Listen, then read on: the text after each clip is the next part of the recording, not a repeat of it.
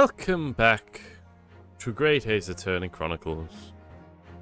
We're in the third case now, and we're about to go into court defending Hairbrain over the death of Assman. Yes, those are the names.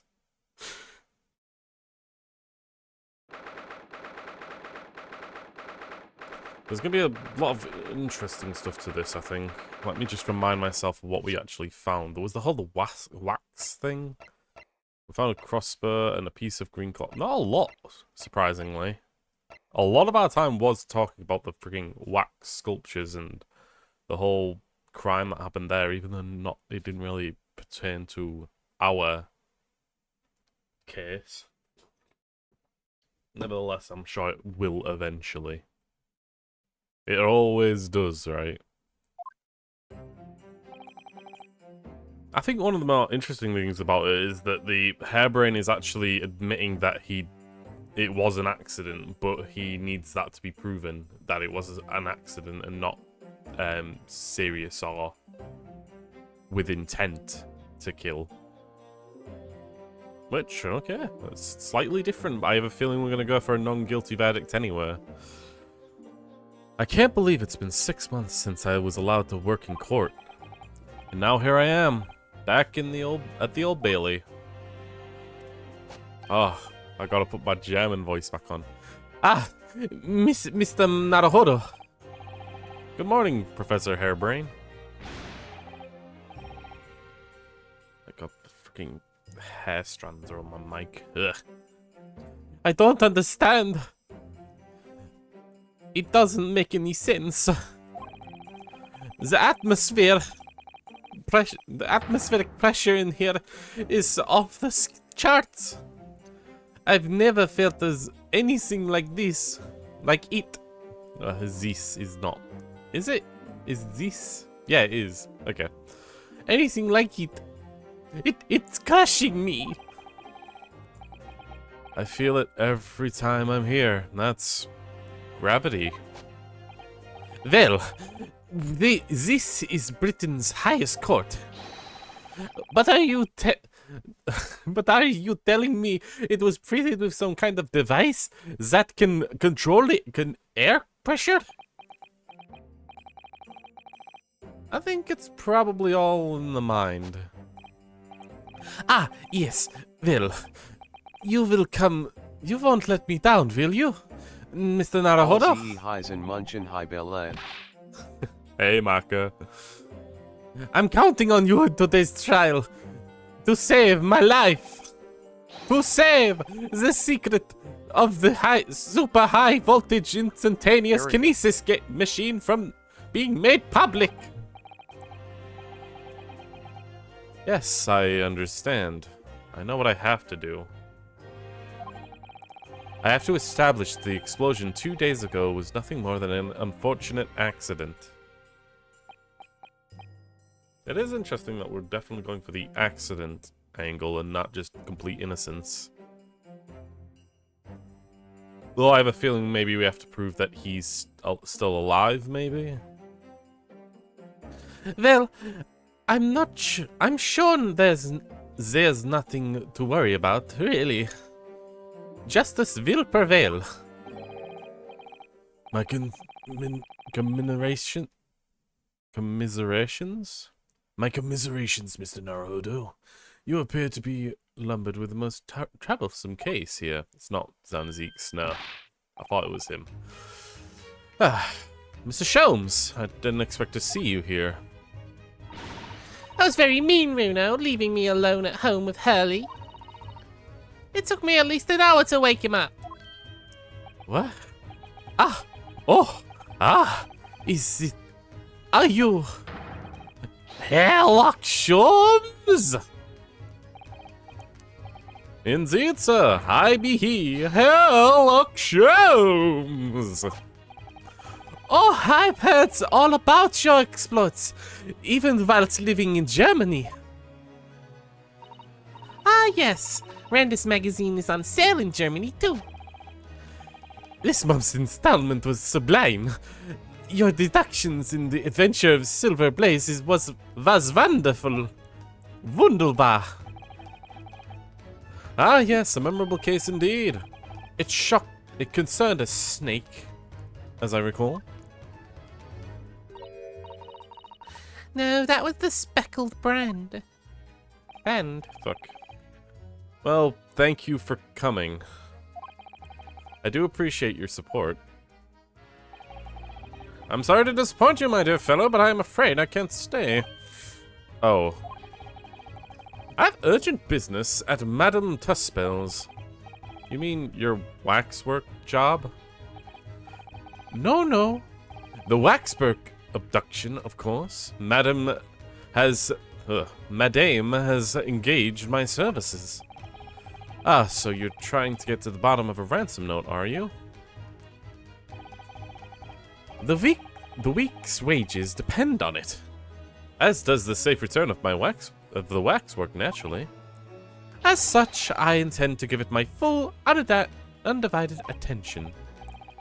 Oh, well, never mind then. I understand. Of course, with my skills of observation and reasoning, resolving the matter will be as easy as proverbial pie. I shall return forthwith. For until I solve the case, I have no money to afford a pie of any description. Oh, then you must absolutely give it your full attention, Hurley. Quite, Iris, quite. But life is riddled with irony, you know. Whenever I give something my full attention, I have quite insatiable desire for pie. One of the universe's interactable mysteries. Intractable? You might say. I don't fucking get that. Oh, yes, quite. Definitely, absolutely. I totally understand. Is someone a little starstruck? I wish you the very best of luck, Professor Hairbrain. Why is auto on? No, I don't want auto on. I accidentally clicked the auto. Oh, wow. Why, thank you. Before I depart, Mr. Naruhodo, a word in your ear, if you please. What's this about? As you have remarkably little grounding in science, I feel I ought to inform you. As compelling as this super high voltage instantaneous kinesis hypothesis may be, a practical implementation of such as was attempted by the professor at the Great Exhibition, is quite impossible. But the professor said that the demonstration was a success. Yes, it would appear that he fervently believes it was. I've read the Professor Bunnybrain's paper on it too, Bruno. And I have to say, I'm sure it can't be done. It could barely be done theoretically, let alone practically. So he's completely barking up the wrong tree. But how could an experiment that has no possibility of succeeding in fact succeed? That's contradictory. And it's a contradiction that will be the heart of this trial, I've no doubt. What's that supposed to mean? Now I must hurry along. I wish you the very best of luck, my dear fellow. See you later, Hurley. I should bid you adieu. Well, it looks like you're on your own today, Bruno. But chin up, you can do it. Oh, what about you, Iris? Ah, no, I'm afraid I can't help. I have something I need to do. I see. This is going to be a big surprise for you when you find out what it is. Is she going to be a witness or something? That sounds ominous. Counsel for defense and the defendant. Court is about to be in session. Make your way to the courtroom at once. We're on our way. Yeah. An experiment that the laws of science say can't possibly succeed. And a scientist who's convinced that it did. That's a riddle you have to unlock here, Renosuke. That's the key to the case. I'm hoping the jury is going to be new. I said this before. I don't want just recycled characters over and over again. I mean, maybe Iris is a jury member, which would be definitely a conflict of interest. Ooh, entirely new jury. Oh my god, nice. In her name of Her Majesty the Queen, I hereby declare this court to be in session. We are sitting here in the public trial of Professor Albert Harebrain. Now I call upon the counsels for the prosecution and defense to declare their willingness to proceed. The prosecution is ready. The defense is ready, my lord. My new outfit. I'm 6 months out of practice, and what's more... Aww. I'm without Susato-san today. Is it just my imagination, or does the air here feel even more oppressive than usual? So, I must say I recollect the victim of this case all too well, Mr. Odie Assman. Mr. Assman was well known as a financer, though that was merely a front for his diverse criminal activities. It was only a month ago that the man appeared in court prosecuted by you, Lord Van Zeeks. But the jury unanimously found him not guilty. Because every member of the jury had been bribed by the sound of it. These powerful London criminals are prepared to go to extreme lengths to keep up their freedom. But 2 days ago, on 21st October, Mr. Assman met his end. The work of the Reaper, was it?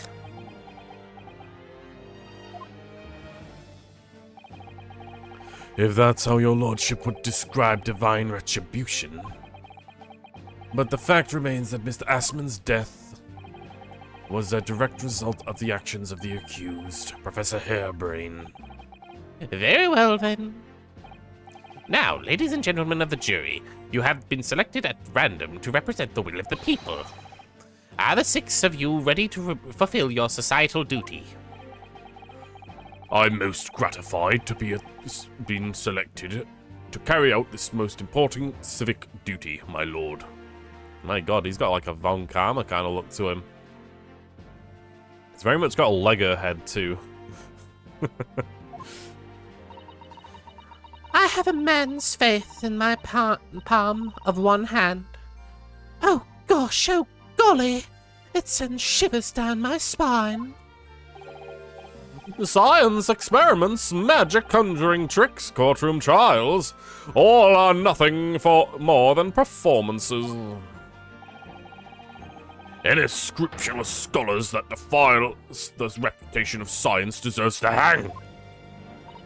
We'll have to listen to what's said on both sides of the fields, and settle on one, that's it, isn't it?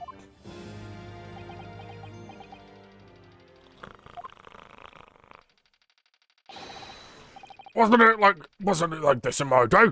Wasn't like this at all. Literally got a gun in court.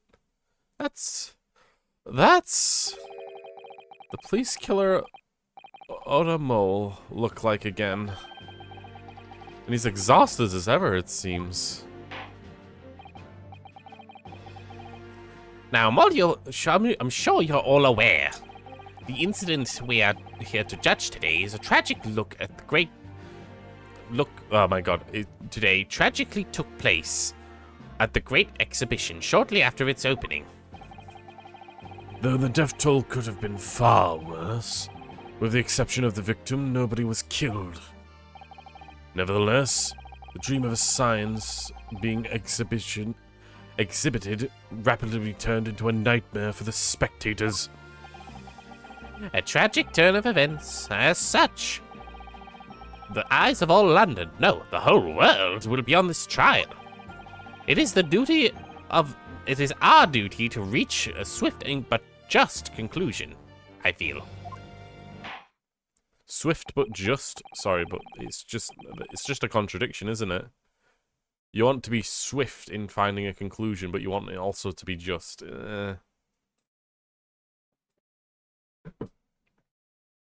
Your opening statement, please, Lord Van Zeeks. At the heart of this incident is technology never before demonstrated anywhere in the world. One of science's latest developments, I take it? The government is keen to capitalize on the Great Exhibition to improve Britain's technological advantage.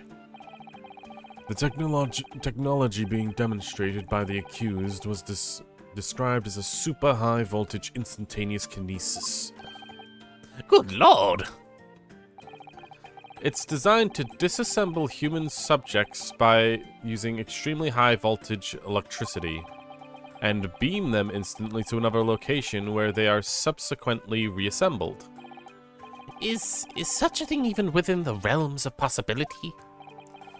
Well, I don't believe it, that's for sure. Disassembling people with electricity? My goodness, how shocking! Bah! This whole idea is absurd. The hypothesis should never stand up to scrutiny. Sir, I believe you are a fellow of the Royal Society, are you not? An expert in your field? I am, and the word of the matter can be considered final. Instantaneous kinesis is poppycock. So this expert and Mr. Sholmes are in agreement it's impossible. What is the prosecution's view on this matter? The prosecution would assert that the accused instantaneous kinesis demonstration was a success. What? What rot? Huh. It's interesting Van Zeek's taking that stance. I suppose he has to in order to make his case make sense. Order! Order!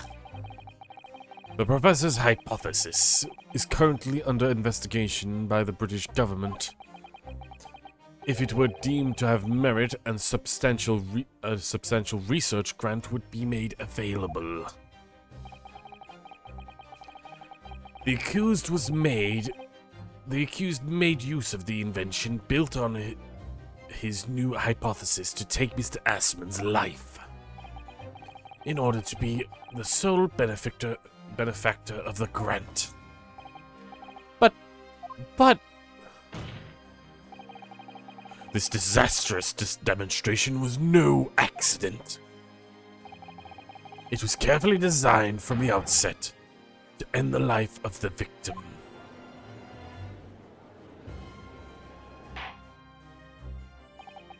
Thank you, Lord Van Zeeks.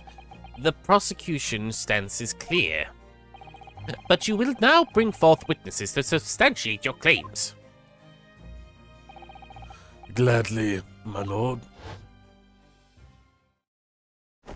Yes, the cape comes off. I don't even know why you wear it. Bailiff, show the first witnesses to the stand. First,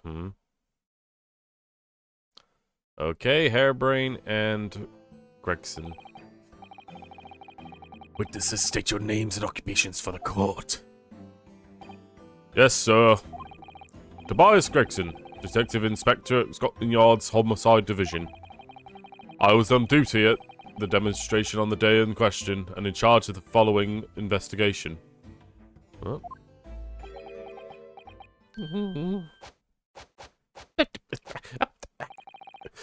Albert Hairbrain is a scientist. You were born in England, but you have been carrying out research in Germany in the recent years, correct? Yes, that's right. After graduating from a university here in Britain, I went to work in Germany and made an amazing discovery, which is what brought me back. It had to demonstrate my incredible hypothesis at great exhibition. What you demonstrated was incredible, alright? An incredible explosion. But the science was the success. It was instantaneous kinesis worked. Everyone saw it, that they must have done. Yes, there was a terrible accident, but the demonstration of my hypothesis was a success. Yeah. Well, that much is undeniable, as shown by the photograph taken by the forensics investigation team. Hello. So he's directly in his heart, huh? Something clearly hit him in his heart, but what are we saying killed him? This was taken inside the Crystal Tower, I take it? The centerpiece of the exhibition, no less. That's right, my lord. Seems the victim rammed straight into it. I see. Very well, submit the photograph as evidence.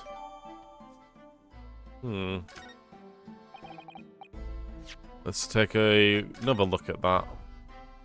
I'm not seeing any green fabrics anywhere. So I don't think he's involved on that. What this wound is specifically. He's strapped in still, which is interesting.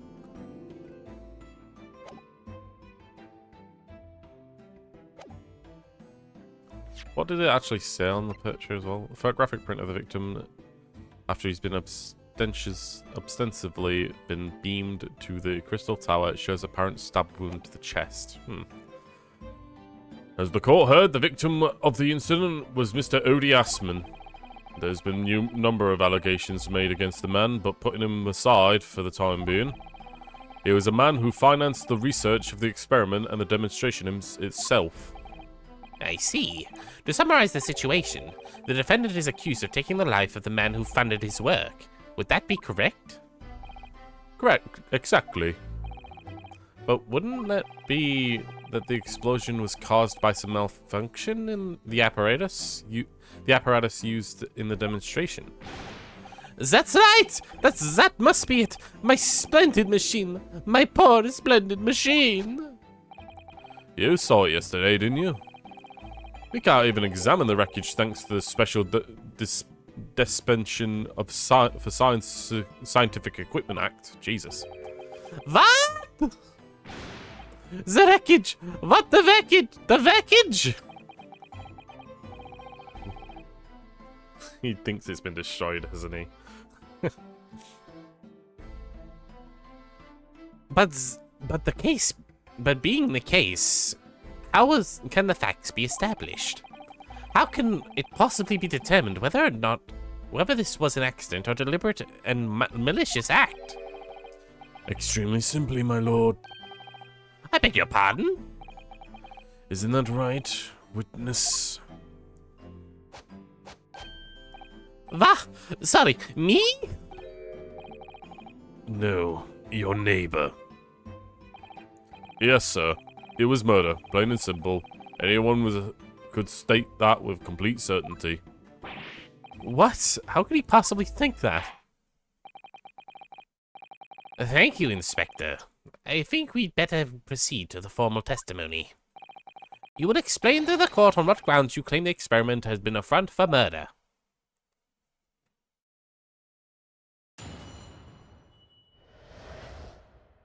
A front for murder. The corpse that went crashing through the Crystal Tower had a broken neck. I made a minor miscalculation in the angle of the beam projection, that's all. That was my mistake. But the post-mortem examination reveals another injury, a fatal wound. There was a laceration in his chest where he'd clearly been stabbed by something sharp in the heart. So the victim had been killed before he went anywhere. And this fellow's the only one who could have done it. An extraordinary business. In addition to the suffering broken neck, the victim was stabbed in the heart? Information I really would have liked to have heard from someone other than the judge. The coroner says death would have been all but instant from the wound like that. You could say, in fact, that the victim was killed twice by the accused. No, no, no! It couldn't be harder from... That couldn't be harder from... farther from the truth. From the truth.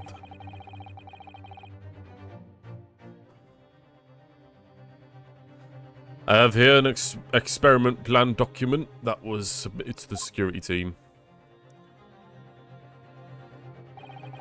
The victim stood himself inside something called the bird cage and readied himself to be beamed instantly. To the second level of the Crystal Tower, about 20 yards up, 5 yards away. So we're going to be told that he angled it up by accident. So he's supposed to be here, but it's angled up here instead.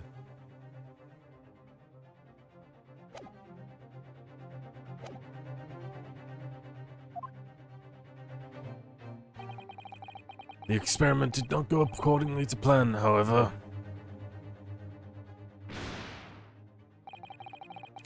As the machine was put into operation, there was a large explosion. The blast caused the beam split transmitter to point higher than intended. Accordingly, the kinesis resulted in the birdcage materializing in mid-air, and from whence it sequentially fell, crashing through the glass of the Crystal Tower's large round window.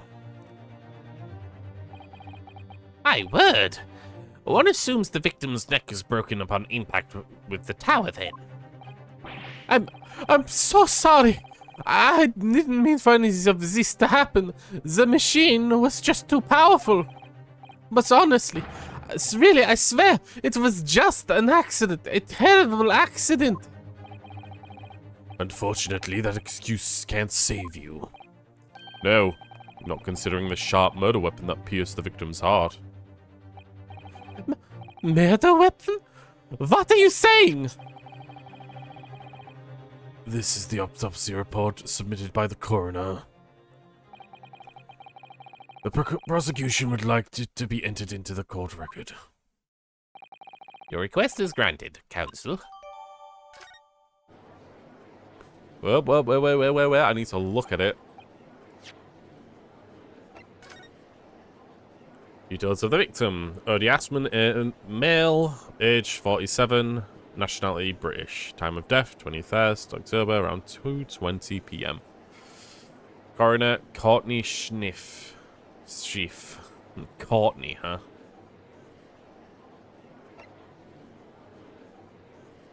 Cause of death. Hemorrhage of a wound to the chest that pierced his heart, inflicted by a sharp implement. Additional observations. A broken vertebra. Jesus Christ, why was that so difficult? Most likely resulting from an impact after a sudden fall from a considerable height. That is probably the most awkward thing about this trial, is that we're really playing with science fiction here of teleportation. I was there in person, you know. I saw the whole ludicrous performance. And there was only one other person on the stage with Mr. Ashman and the disgraceful excuse of a scientist. Then really, by all accounts, it must have been him. Hard to think otherwise, really. Very well, counsel for defense. Proceed with the cross-examination, please. Oh, yes, my lord. I need to focus here. It's been a while. Time to get myself right back into it. Front for murder. Corpse had been crashing through the Crystal Tower, had a broken neck. Are you suggesting that because he fell from a considerable height? Exactly. Which highlights something else about the whole rum business. What's that? The fact that the instantaneous kinesis itself was a success. After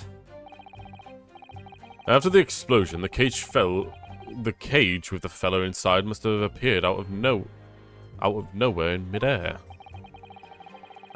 So although the experiment ended in disaster, the so-called instantaneous kinesis actually did occur. Which reminds me, Professor, what was the cause of the fatal disaster? I made a minor miscalculation with the angle of the beam projector, that's all. That was my mistake. So the angle of the projection is critical, is it? And you calculated it yourself personally? Absolutely. The calculation is far too complicated for anyone but me to carry out. Only you got it wrong, didn't you? Yes, that's right. The point is, that's the point. The calculation is complicated, and even I can make that mistake. Do people fall for brazen confidence? I should try it. Yeah, you're not wrong. If you sound confident enough, even if you're wrong, you'll still charm someone, I'm sure. I took it into account the subject's height and weight, and the wind direction, the ambient temperature. I considered every possible variable, so I just don't understand how this could happen. Obviously, then, you had to include the weight of the clothes Mr. Assman was wearing at the time, I suppose. Ah! Crackling comets! The answer should have been 3! So much for safety first. The 3 must have been for the safety third. Postmortem report revealed another injury, fatal wound. Another fatal injury, you say? That doesn't make any sense. I didn't think I'd have to spell this out, but here we go. Just because there were 2 fatal wounds doesn't mean I'm saying the victim had 2 lives to lose, does it? Too right. Obviously, at first, we thought the bloke had died due to a spine snapping in half as well. So, but you're saying that's not the case? You'll get your answer once I finish my fish and chips, if you don't keep butting in every few seconds. We all know that's bottomless bag. Don't draw attention to it. You'll start making us question whether or not science fiction is actually real here.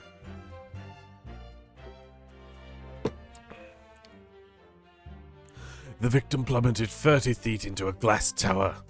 It would be reasonable to assume that is the cause of death. Right. That's what we call thought. But it was a red herring, wasn't it? There was a lesion in his chest where he'd clearly been stabbed by something sharp right in the heart. Hold it! The defense knew nothing of this crucial information. The prosecution received this report from the forensics investigation team only this morning. This is the first we knew of it as well. I can only apologize for the impossibility of informing the defense. Sarcastic and insincere. Thanks. So, what is the nature of this sharp object? Amongst the accused's tools, in the use of the demonstration, one is of a particular interest. This. Ah, yes, it would appear to be some kind of screwdriver with it. That is my trusty little companion, Andrew. Andrew? Of course. Ah, do you know each other already? He is one of my dearest friends, like all my tools. I named him after all. I named them all, you know. We are one happy family.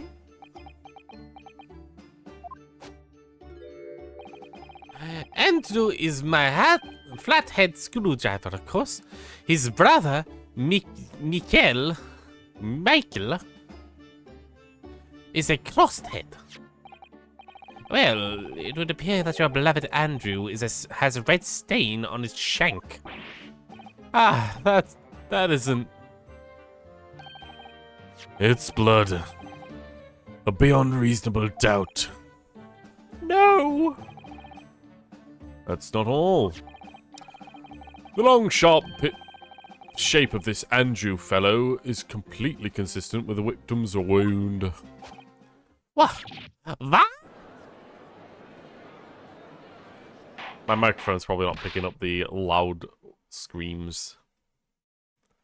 Order! Order! The court will remind his friend of the defendant is evidence. We'll enter this friend of evidence back. So one of Professor Harebrain's tools is the murder weapon. Let's take a little closer look at it. Professor Harebrain's trusty screwdriver is named Andrew. There's traces of blood on the tip that matches the shape of the victim's wound.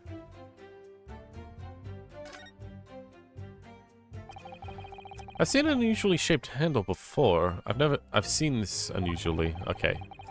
It's the same screwdriver that was lodged into the grill on the floor of the kinesis machine, which could have been important information, so I should definitely make a note of it. Poking into the grill at the base of what remains of the kinesis machine. Very distinctive handle.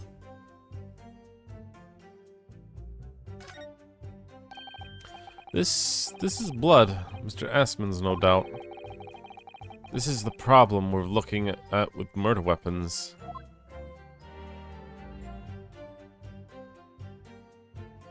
It's definitely a flathead. I don't see anything else about it. No secrets, I don't think. Well, we're probably gonna have to deal with the freaking... the jury again, I'm guessing. So one of Professor Harebrain's tools is the murder weapon. Great. Just great. So the victim was killed before he went anywhere, and this fella is the only one who could have done it. And what grounds do you have for saying that? Do you really need to ask? We're the only two people on the public experimentation stage on the front of the whole crowd. There he is. The victim, Mr. Odie Assman, and the accused, Professor Harebrain. As we know for certain that before the experiment, the victim was alive. That's right, I saw him with my own eyes. Furthermore, following the explosion of the kinesis, nobody went anywhere near the body. In other words, only someone on the stage with the victim could have done it. Excuse me. Wait, Scott! He really went freaking Doc Brown, didn't he? Professor Harebrain, do you have any information that may be relevant here? Professor!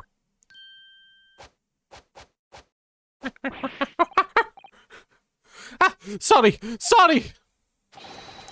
I was just calculating optimum coefficient of electrolysis to separate molecules in this human body. And the witness stand is the best place for that. It seems as though you had something to say about Inspector Gregson's last remark.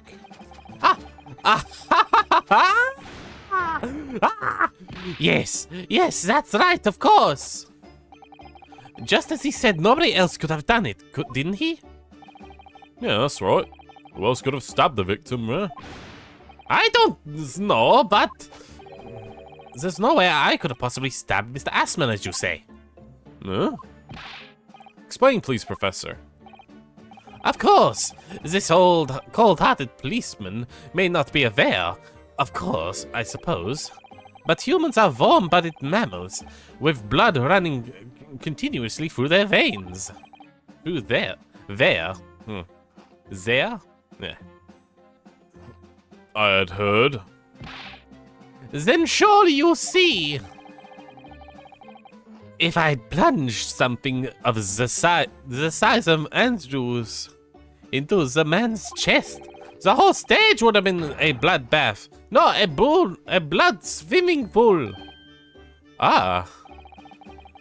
But thousands of Londoners were watching me at the time.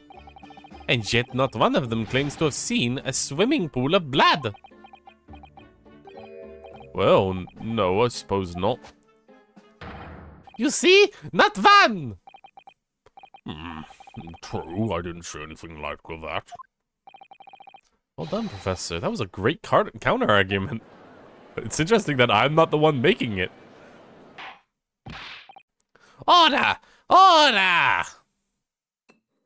Time for drinkies.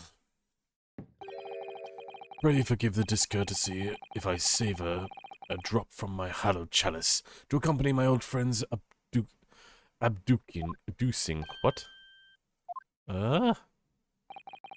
Here's to you, Albert. Oh, you're too kind, Bark. But I'm really not a patch on you. To you. No, you're not. No? You've neglected to mention one crucial possibility. I have? A particular situation in which very little bleeding would result from a stab wound. Oh, of course. He left this, I'm gonna say he left it in. Inspector, enlighten the court, please. Yes, sir. Where are they going with this? Very well, you may amend your formal testimony now, Mr. Inspector Gregson. The weapon the victim was stabbed with must have been left in his body whilst he was beamed through the air. We instantly already have a good old point to say, actually, it was found on the stage still. Oh, wait, why am I saving there? Oh, whatever. Present? Objection. No, no, no, no. We're not allowing that. You say, while the weapon remains on the body, in the body, there's very little bleeding. Is that unequivocal? Look, there's no blood in the experimentation stage, even though that's where the fellow was stabbed. The only explanation for that is that the screwdriver was still in the body, stopping any heavy bleeding. It's common medical knowledge, my learned friend, even on your side of the world. Yes, but about the screwdriver. The thing is, we actually saw the scene ourselves, on the experimentation stage. What? It was on the floor of the wreckage, by the wreckage of the machine, poking out of the metal grill. I went to pick it up, but the detective here stopped me. Isn't that right, Inspector Gregson? Now that you mention it, yes. Inspector, are we to understand that you permitted the defense counsel to investigate? That you contrived the Special Dispensation for Science Equipment Act? No, not at all. I wouldn't do that. I just let him look, nothing more. I was very clear that he couldn't touch a thing. Yes, that's true. The screwdriver was in plain sight on the stage. But it shouldn't have been, should it? What are you getting at? If this tool had still been in the victim's body, then when the victim was beamed away in the machine... 1 second.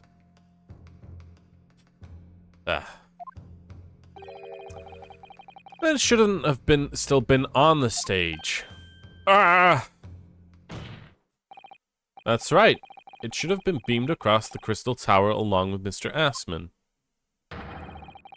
And been found still lodged in the victim's chest. Order!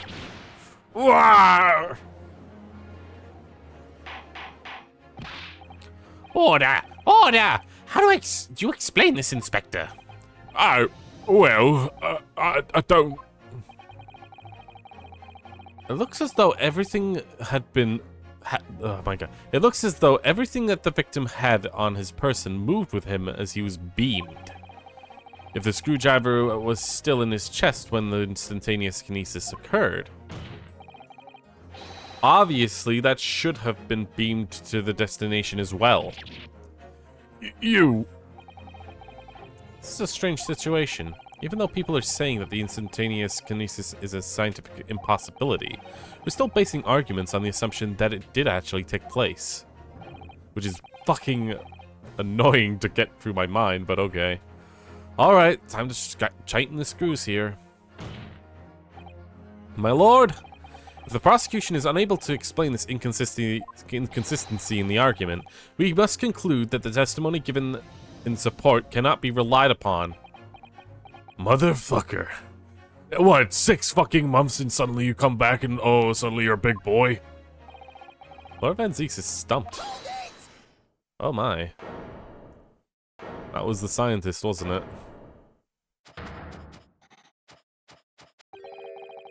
Do you have something to say, witness? Yes. I knew it. It bears out. The equations hold.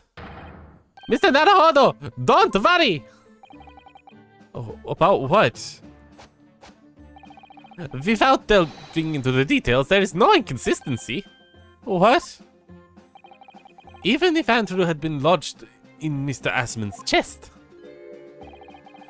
my trusty tool wouldn't have moved. Andrew remaining on stage is consistent with my calculations. Can you shut up? You're literally... Oh my god, he's really doing this, huh?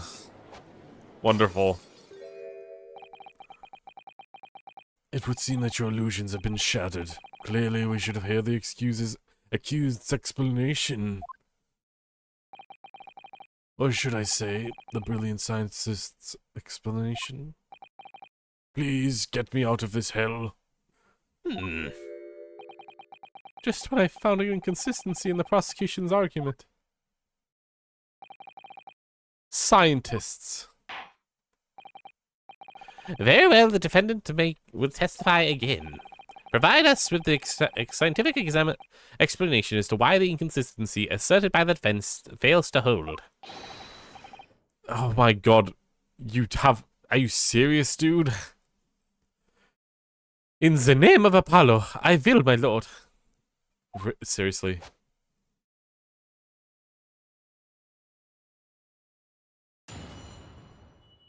Sure. Okay, sure. The inconsistency explained. To be clear, I'm still at the stage of gathering data in my research. My hypothesis states that the kinetic cannot transport metal.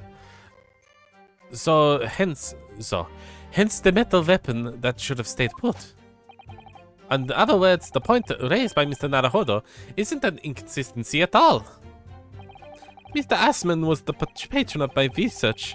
Without him, my work wouldn't have been possible. Are we to assume that we should find something metal on his person then? I mean, he's literally wearing his glasses. That's metal, is it not? This is... I swear to Christ if that doesn't actually count. Mr. Assman was a patron of my research. Without him, my work could have been possible. Now I have a duty to protect the incredible machine that we built together. You are actively harming that.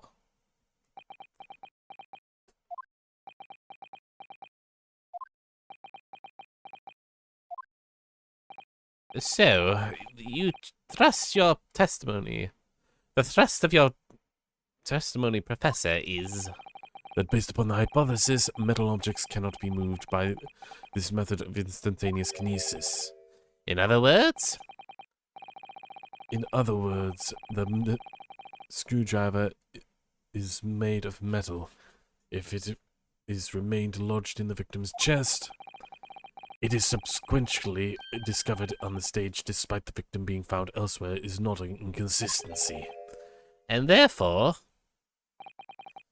Professor Albert Harebrain could still have been the killer. My great hypothesis still holds, you see? We had to make the cage used to contain the subject from wood for that very reason. I was not addressing you, witness. Professor Harebrain. Yes? Whose side are you on here? I don't take sides, Mr. Naruto. No, no, no. My only interest is in developing my hypothesis. I'm a scientist after all. Okay, fine. Look, sir, I'm sorry, but I can't defend this guy. He's literally advocating against himself. I can't do it. And thus, his research gets taken. Is he working for us or against us? It's hard to tell. Let's see how you cross-examine this testimony, my Nipponese friend. Yes, fire away, Mr. Naruto. Do the blitzkrieg! Inconsistency explained.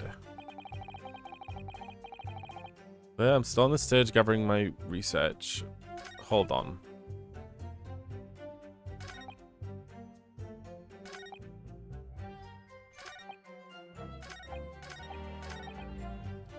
My instant thing to say here, I have a feeling it's not going to work because it's going to want me to press, right? But this should work. Cannot transport metal, but he's work. Okay, good. We can completely skip that entire press sequence because he's got glasses on. Professor Harebrain, you say that according to your hypothesis, nothing can be made of metal can be beamed by instantaneous kinesis using the machine you made. Is that right? Yes, that's right. Spot on. Exactly correct. In that case, I'll ask you to look at this photograph that was taken at the scene. In particular, I'd like you to pay attention to the victim's face. As you can clearly see that Mr. Assman is wearing a pair of spectacles with a metal rim. What? Metal? No, metal, that not... metal? No! We've already established that the proposed murder weapon, the screwdriver, was found on the stage. However, if your hypothesis is correctly predicted the outcome, it should also have predicted that the metal-rimmed spectacles would be found in the same place. My hypothesis! My hypothesis! Professor Harebrain, this isn't easy for me to say, but your hypothesis is clearly flawed.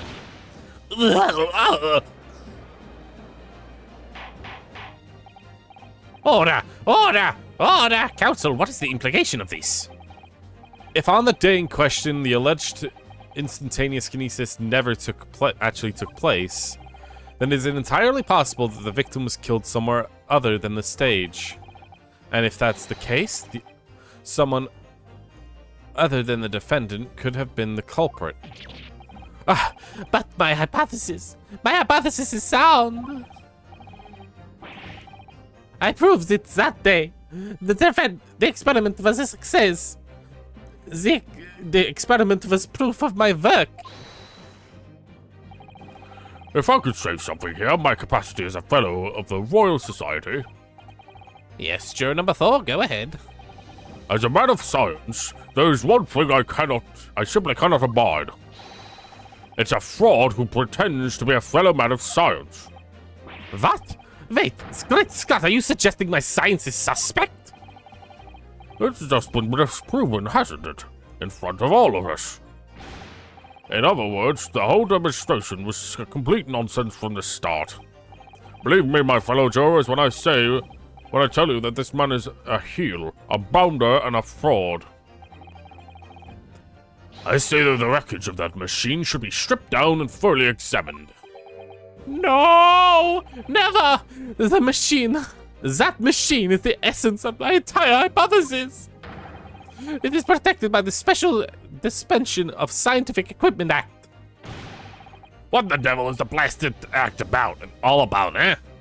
Who'd you make up such a daft rule? I don't like the way this seems to be going. What's the best way for me to help the professor? I don't know. I don't know what I'm actually even supposed to be doing right now because the professor is actively sabotaging himself. let's raise an objection. Professor Harebrain has yet to perfect his invention. That would seem to be the case, yes. But even so what? Going to such trouble to an expense to create a fake machine to display in the public would have absolutely no reason to do such a thing. He has an obvious reason to do exactly that. For the research grant money. Oh, right. But the government was foolish enough to have deemed the man's ridiculous notion plausible. He and his conspirers would have received a handsome sum indeed. Conspirers? What would the value of such a grant? £10? Your order of magnitude is out, madam. £500 a year. Oh, you can outlive Hanselman on that much for years. I really hate this character's design. The Society noticed that the increase of bogus public demonstrations in the field of science recently. And plenty of scientists are arguing with each other to get the largest slice of the funding cake. People's greed is plenty motivation for enough for murder, I assure you. Wait, so now you're saying that... What? Wait, you're saying that he did do it? What the... I thought we just proved that he couldn't have. No. I haven't deceived anyone, least of all the government. My hypothesis is sound. The science is sound. Please, you must believe me. No matter how unbelievable this hypothesis may seem to you, ladies and gentlemen of the jury, the fact remains that the victim was transported instantly to the Crystal Tower. Which means that this experiment was a success. Ah, Barak! And therefore, the only person who could have possibly committed the murder is the accused. Ah, Barak. Where is this heading? This is just ridiculous. I have no idea. My lord, if I may. Yes, Lord Van Zeeks. The prosecution would like to summon a new witnesses to the stand. New witnesses? What would be the nature of their involvement? There were spectators of the demonstration at the exhibition who would occupy special seats. Eyewitnesses? I thought there was no eyewitnesses. God damn it. Very well, the court grants the prosecution's request.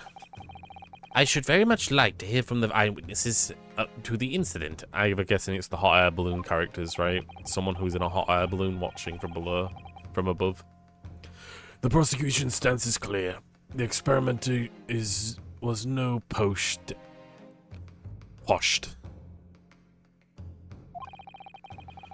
The accused killer and financed the victim there on the public stage before the very eyes of the spectators.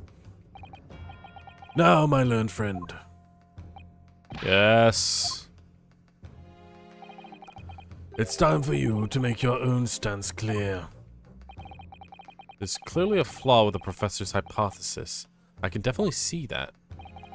But where does that leave me? We shall take a short recess now. I'm very sleepy. I need to go out and go to the mall and take a poop. During which time the prosecution will prepare his new witnesses to take the stand. And bow, as you wish, my lord. Good. In that case, court is adjourned for 20 minutes. Ah! Well, that was an hour, like, on freaking point there. Damn. Save current progress? Yes, please. That went by very quickly. Well, I suppose I did skip an entire pressing section because it was obvious. And the game actually did give me the ability to just get by it without worrying too much. 23rd of October, 10:44 a.m. The Old Bailey Defendant's Antechamber. Mr. Naruhodo, what on earth are you playing at just now? Or rather, what on earth are you all playing along? My hypothesis, my amazing hypothesis. You've been picking holes at it from the start. I'm sorry about that. But you promised me. You said you proved that the dreaded explosion was an accident, not murder. You said you'd keep my precious invention from falling into anyone's hands. But all you've done so far is try to undermine me. Yes, I did make you a promise. You're right. I said that I believe in you and fight for your freedom to the very end. But I also told you that I'm no scientist. I don't understand your hypothesis. And the fact is, there's an undeniable flaw in your logic, isn't there? But if I just run through some equations, yes, you see, it's because of my work is incomplete. Perhaps it is. Nevertheless, a man died as a consequence, didn't he? Oh no!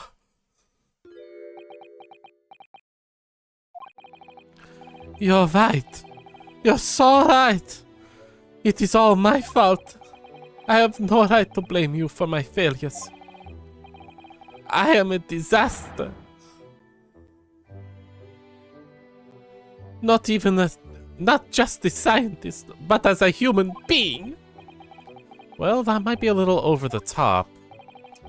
And while we're on the subject, what about Barak? He was being awful. Claiming His old university friend to be a murderer, you mean? he's a disaster. Not just the prosecutor, but as a human being. Oh, no, wait. He is the Reaper, isn't he?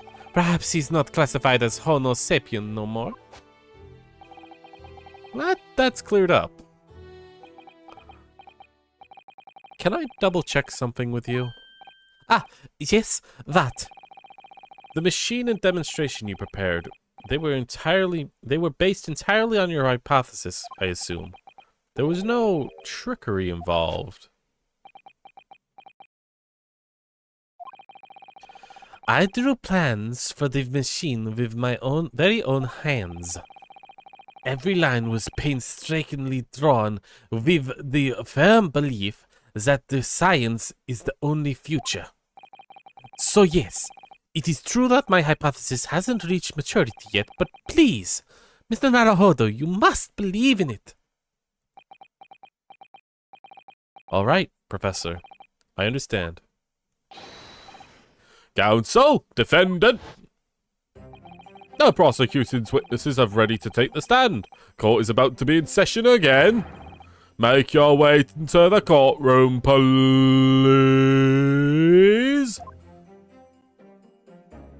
Okay. Off we go.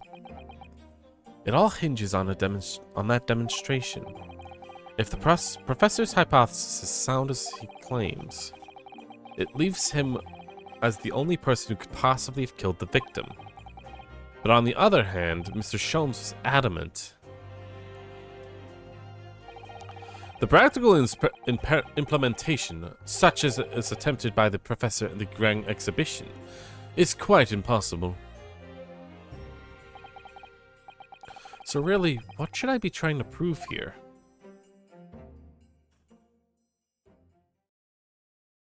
I don't know, actually. It seems like the professor is deadly serious about his hypothesis working. But it's also clear that everyone, and even reality, would say it wouldn't be possible no matter what. Here we all are again. In the name of Her Majesty. In the name of Her Majesty, the Queen, I hereby reconvene the proceedings of this court. Counsels for the defense and prosecution, are you ready with this new witness to testify? The prosecution is ready, my lord. There's the defense, my lord. As is the defense.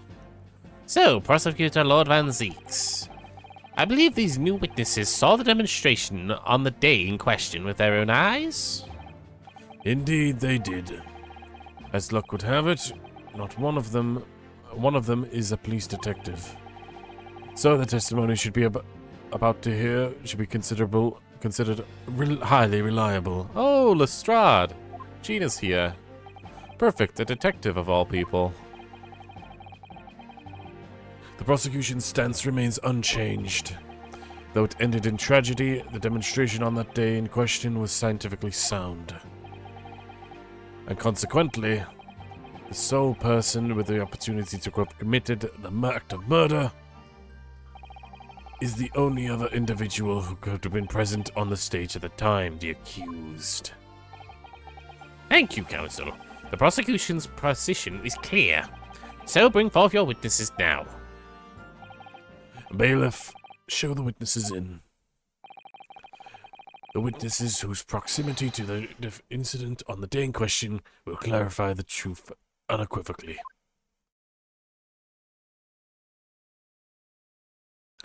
Oh my, and hello. Witnesses, state your names and occupations for the court to hear. Oh my, what do I do with this voice? He's obviously got a carny voice, right? A carnival dude. I just don't know. I haven't been into a carnival for a while. Oh my god, his hat is a hot air balloon. My name is Balthazar Loon. Balthazar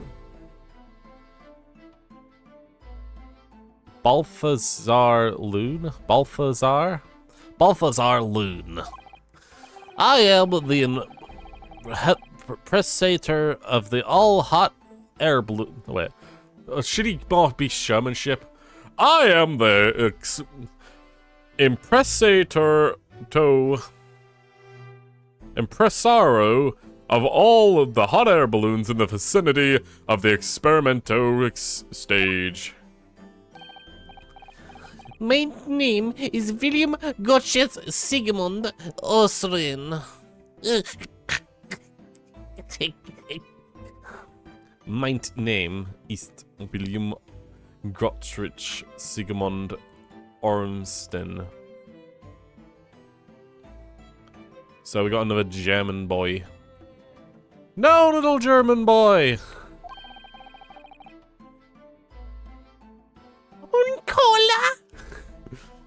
Yippee!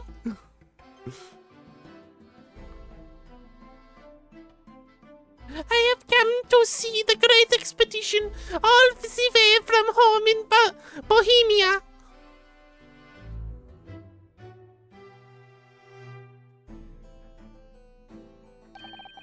I'm very rich. Inspector Gina Lestrade, Scotland Yard. I'm a great detective, even Sherlock Holmes agrees. I was on security duty at the exhibition, and I got up on one of those one of them old... I got up in one of them balloons. It was amazing. Gina. Again. But she did mention that she'd seen the disaster from up in the balloon, didn't she? Suppose the armband isn't there, which is a bit sad. I wish the armband was still there for this outfit. She'd seen the disaster from an air balloon, didn't she? And she's clearly loved every minute of it. There were 3 balloons flying in the public examination stage when the incident occurred. 2 of these witnesses were in one such balloon at the time and saw the events unfold from the skies above. You make it sound as if they were in the clouds. It was only It was only an altitude of Circa.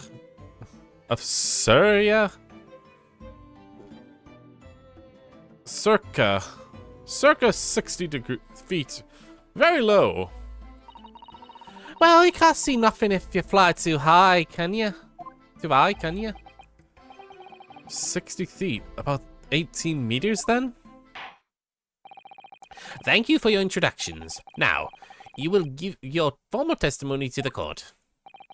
Kindly describe exactly what you witnessed, especially those of you who had a vantage point above the stage. Okay. So I'm guessing it's these two. And he was just the guy who paid. Who they paid for it. The view from 60 feet up. It was an instant. It was an incidente. Incredible. Oh my god, is he Italian?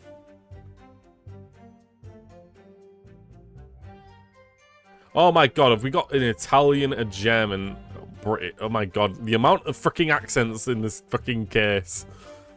It was an incidente terrible. I am only grateful that the balloons were not damaged. There was a huge bang from the stage, and then the next second, another bang in the sky behind us. And from these, amidst the smoke, a cage appeared from nowhere. That cage, it fell from the sky like a stone and crashed into the crystal tower. I didn't get a good look from the inside the cage, but no one went near it after it crashed into the tower. Let me see. So nothing should have changed once he was there. A most extraordinary collective account, I must say. Could I just clarify something? There was a detail in the witness's testimony that I've not heard any mention of until now. Specifically, that there were 2 explosions?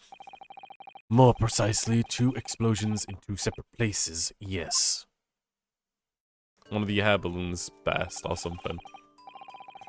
When the demonstration of the balloon carrying the 2 witnesses was around here. There were 2 other balloons in the nearby at the time, carrying out other passengers as well, to be clear. Then, as the power was supplied to the machine for the demonstration, the first explosion occurred.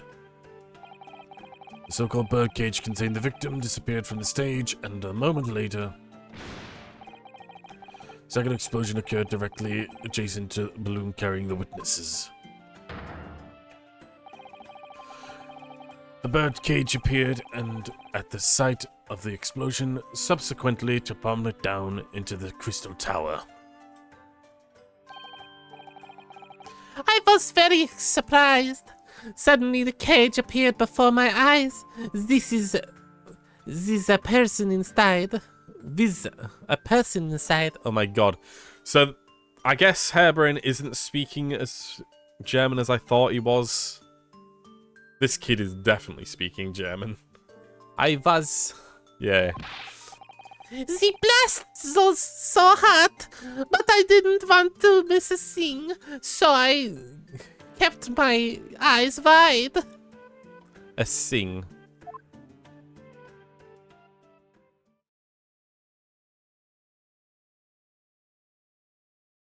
That balloon just teleported back into his hand. I still have lots of money.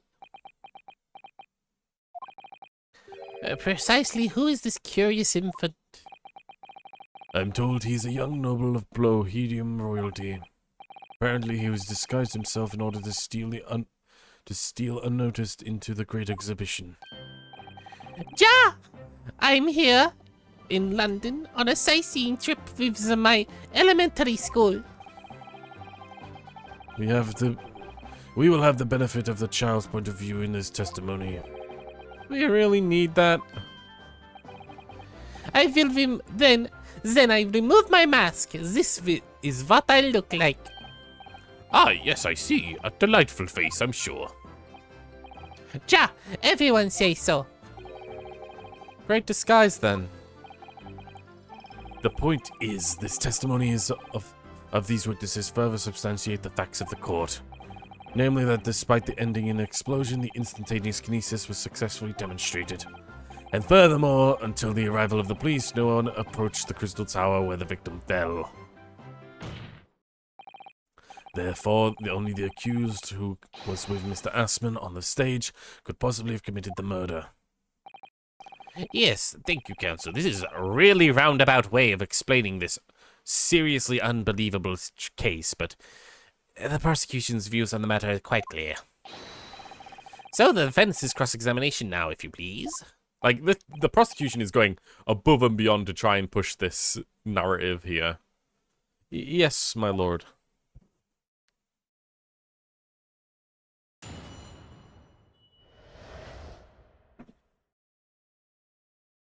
The view from 60 feet up. It was an accident, terrible. I'm only grateful that my balloons were not damaged. Terrible. I don't know. I really wanted him to speak like a showmanship, but I don't think he is. I can't look at profiles here either. I need to press first.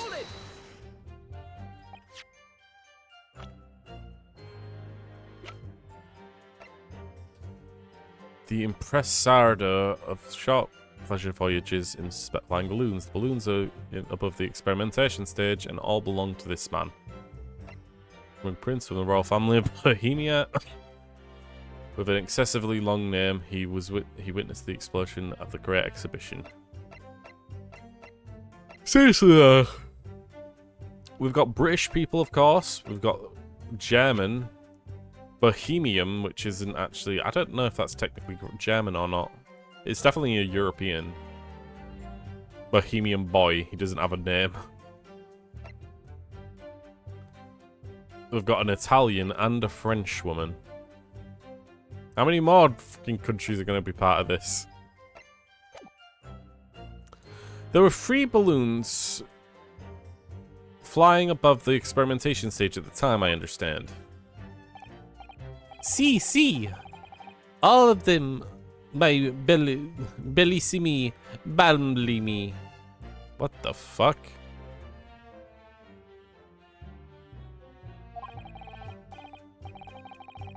They are very popular, signor.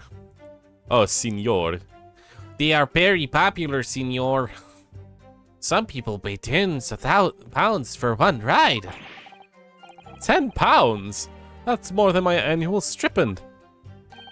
£20 a month? That is my pocket money.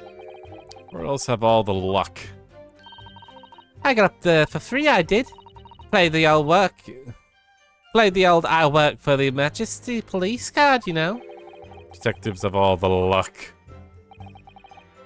They're also popular. Why would you only be operating in such a small number of balloons, though? Because if I have too many in the sky, they could crash into each other.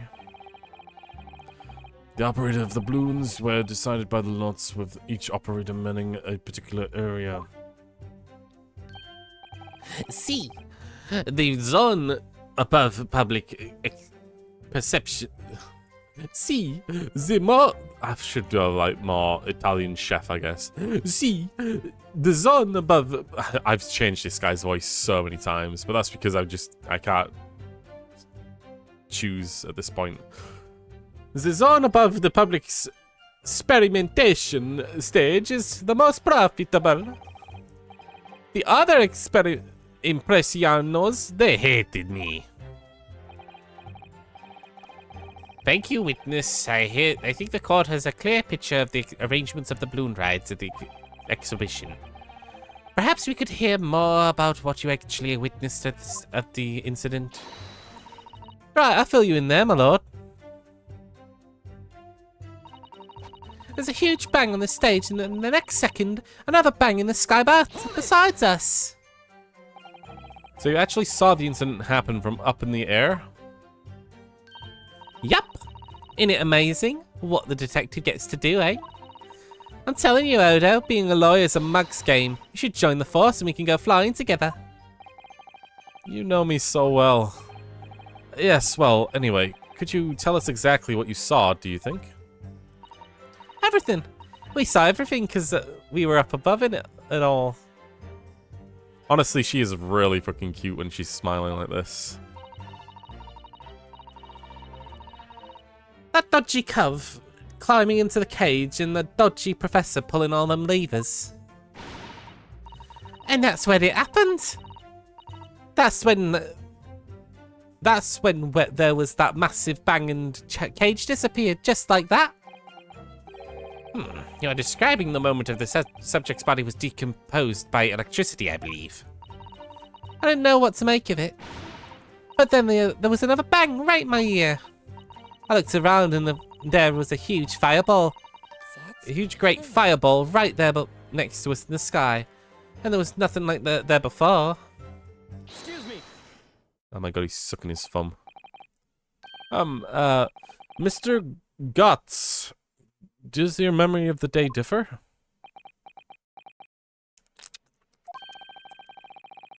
My teacher at elementary school said that when you meet someone for the first time, you should always use their full name. Ah, yes. What was it again? William Gattrich Sigmund Ormsden. Just 4 names then. The point is, do you have something to say? Something to add in the response to the Detective Gina Lestrade's last remark, perhaps? Oh yeah, get it right, Odo. It's Inspector Lestrade. Why does everyone have a problem with how I address them at this moment? That is not what I saw. Oh? Sure, there was the second explosion that was right behind our balloon. That is true. But I'm sure... Which is what I said, innit? 1 minute there was nothing there and the next a massive explosion. My teacher at elementary school said that when someone else is speaking, you are rude enough to interrupt. You will have the most awful life imaginable. Are all Bohemians brought up to be so full of joy?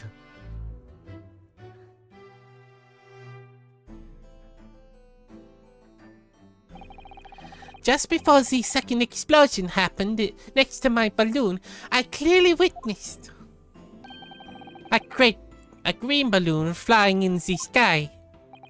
A green balloon? Huh? You what? I never saw nothing like that. Well, I did see. I saw it. You can't say I didn't. I'll complain to the council and I'll cry and scream. My testimony is the truth. I am the Bohemian Prince. You cannot say I lie. That is not allowed. Playing by the bleeding royalty card, are you? Typical. Says the orphan who likes to remind people that she works for Her Majesty's police. Jesus, no need to bring up the orphan part, dude.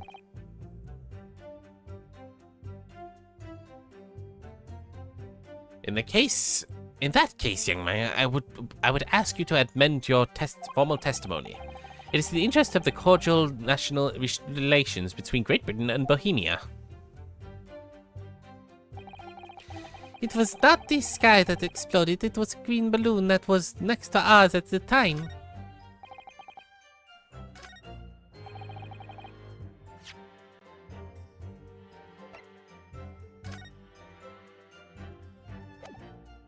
Are we to believe that this might be part of it?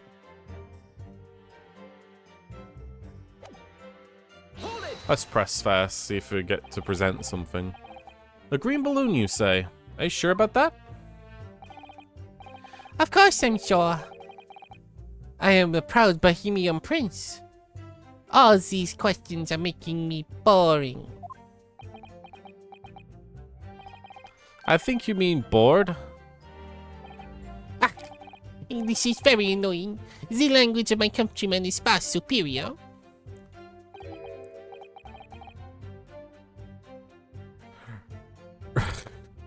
Ragazzo, it is very wrong to lie. Lie? Flying balloons never explode. For the same reason the planets never explode. It is logical. It is logical. Please tell me that doesn't mean logical. If you insult me, you insult all of Bohemia. Madai. I will have the army come and shoot all of your stupid balloons out of the sky. All of them.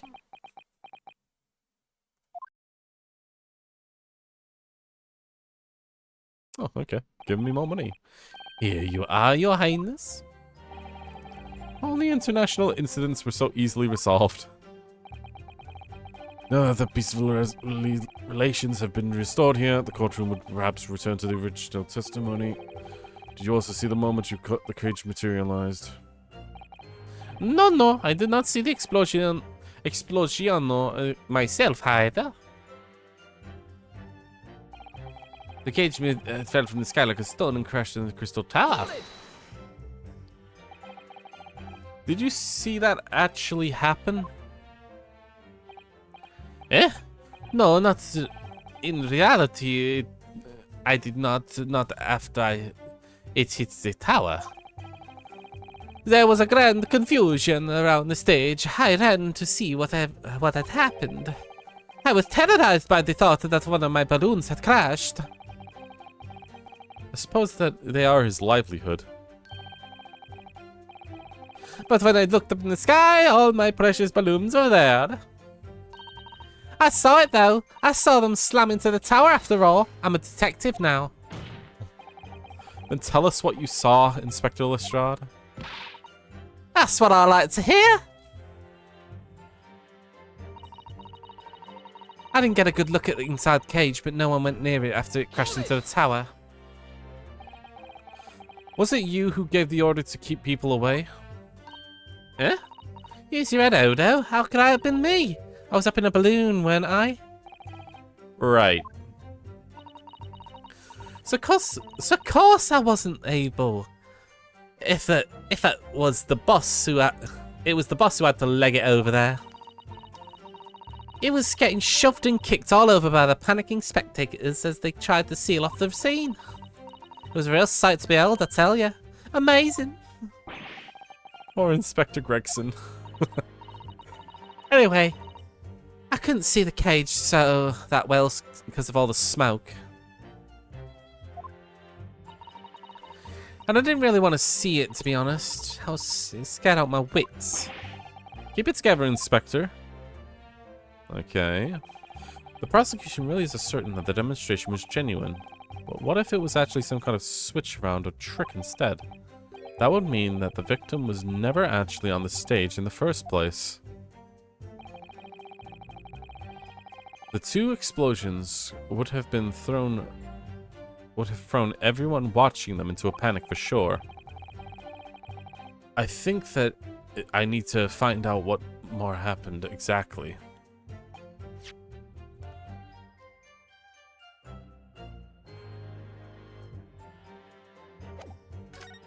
Well, if it's what this kid brought up, do I have to present that there was it's not or a contradiction, but it substantiates the claim that something green did in fact blow up.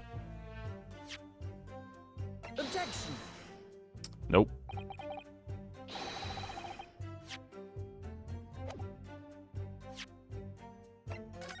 I suppose I could also continue through Lestrade's statement without looking for the kids changing over to what the kids said. Hold it.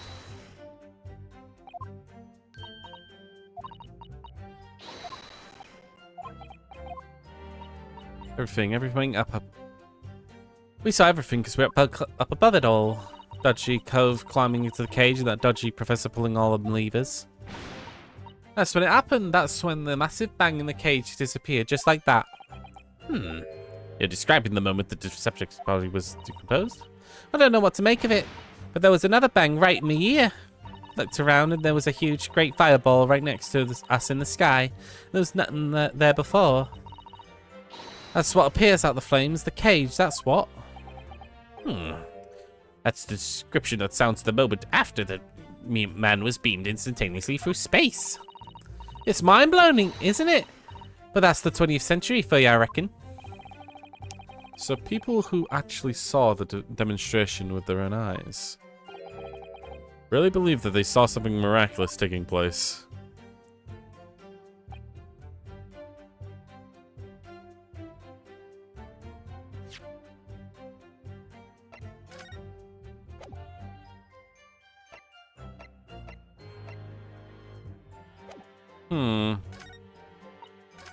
Do I need to repress on some older statements or something?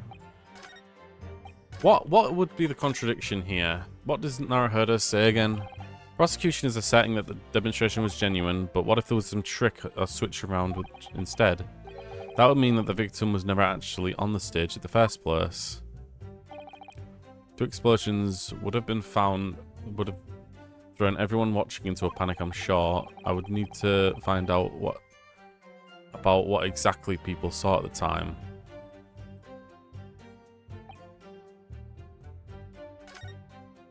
So what was actually seen was...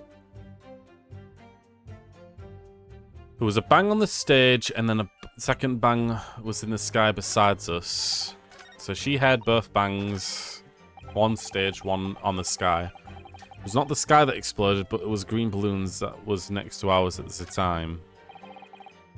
The cage fell in the sky like a stone and crashed into Crystal Tower. You can get a look at the cage that went on, but no one went near it after it crashed into the tower. So, awkwardly enough, there's a clear contradiction with the characters' testimonies going against one another, but I can't really point that out. I don't think there's anything to do with this.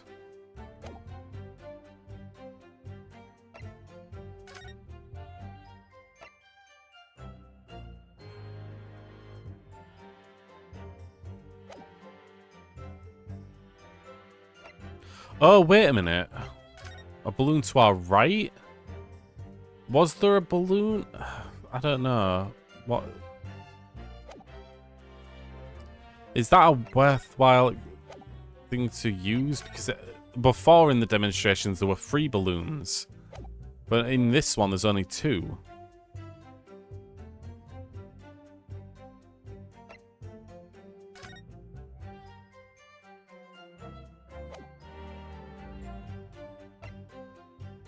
That might be a thing I'm supposed to be pushing forward.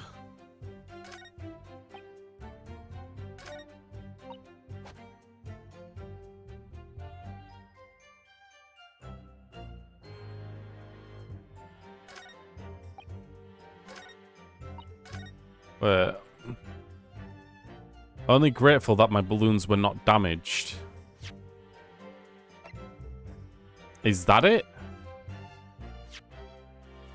These balloons weren't damaged, but we've got like a piece of one that the kids said was blown up. Objection. Okay. Interesting. It didn't update the evidence or anything. We couldn't... Or maybe did I have to look at it a little more? Maybe? Let's just see. Have I anything out of place? Whatever. I've looked at that and it would give the exact same thing. Okay, maybe I was just supposed to come up with that idea. Mr. Loon, in your testimony, you say that all 3 balloons you had operating at the time were undamaged. See, that is correct. If they had been caught in an explosion, It would have been terrible. I wonder if you might look at this. Ah, I think it may be. See, it's part of the balloon. A burnt part of a fabric from the envelope. Sorry, the envelope? Pardon. It is a large, round part of the balloon which is filled with hot air. It is made from very thick lined rubber. Fabric lined with rubber. And you do not want it to rip while you're in the sky. Just as I thought. This piece of cloth was found near the experimentation stage. In other words, as Mr. Gotts testified, a green balloon did indeed explode that day. Eh? If all balloons in the sky above the experimentation stage belong to you, Mr. Loon, then your statement that they were all undamaged clearly contradicts the evidence. No! The balloon exploded the day. Well, the man say so. Maybe it had the bar of having spent a whole pounds on the experience. How awful. Seems to me that we're across a 50% chance anyway. This instantaneous kinesis did occur, but after the explosion on the stage. My point of materialization shifted to a location occupied by the balloon. Causing the balloon to explode? Yes, imminently possible. An unfortunate traffic accident, as it were.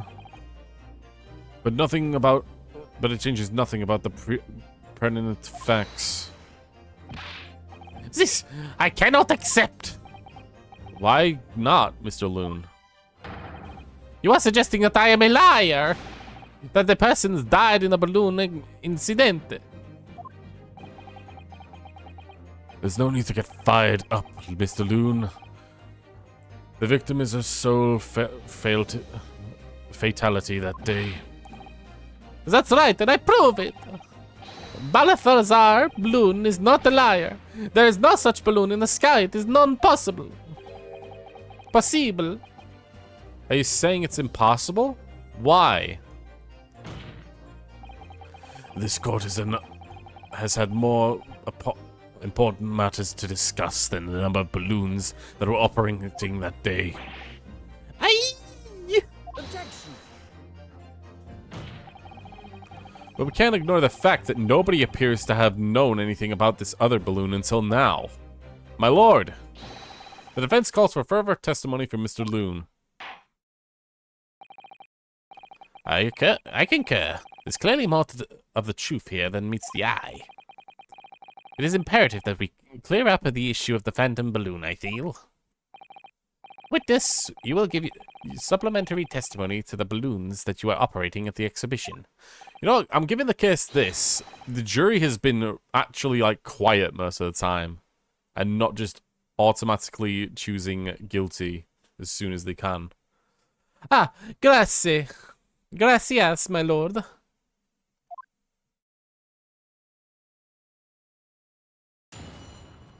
Witness testimony. Mr. Loon's balloons.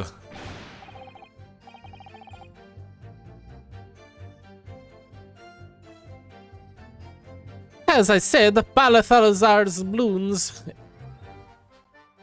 is no liar. Every balloon I had in the sky landed safely. All but 3 of my balloons are carrying passengers. If they fell to the ground and explosion, then what a catastrophe.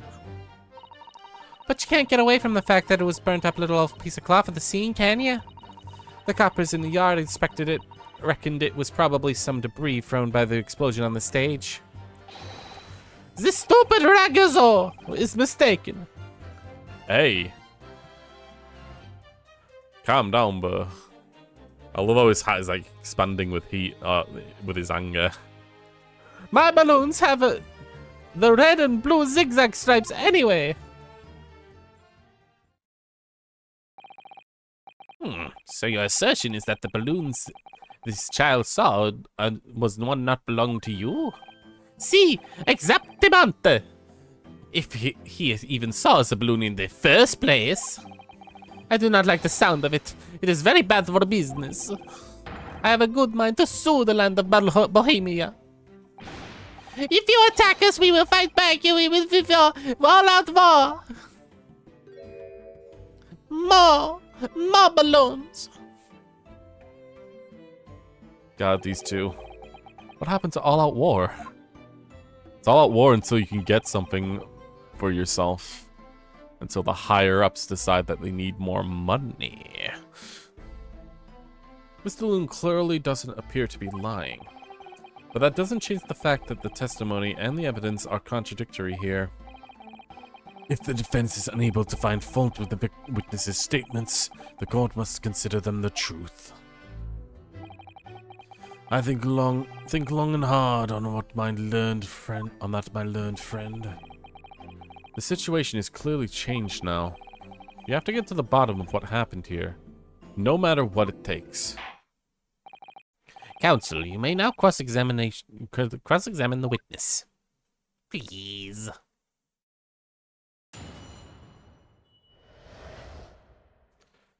Mr. Loon's Balloons. As I said, Bartholomew Loon is no liar. The balloon has landed safely.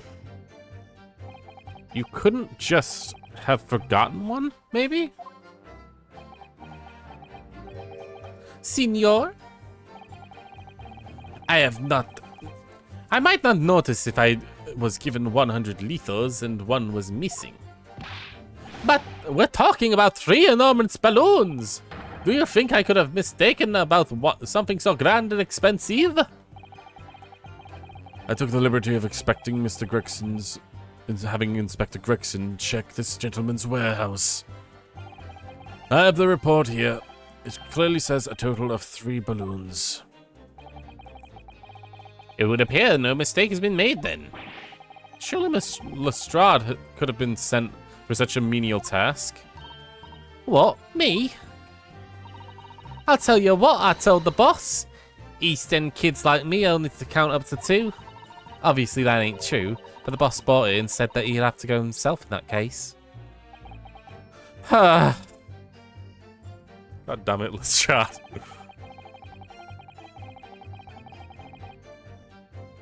If there was an explosion, what a catastrophe. It would be quite a catastrophe if they fell to the ground for any reason, I think. On that note, Mr. Loon, tell me, what is it that keeps these balloons in the air? Or the sky? Are you an idiot? Sorry?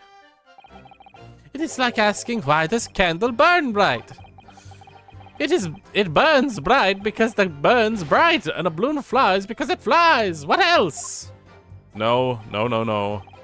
That must be Italian for I don't know. There are 2 types of flying balloons, hot air balloons and gas balloons.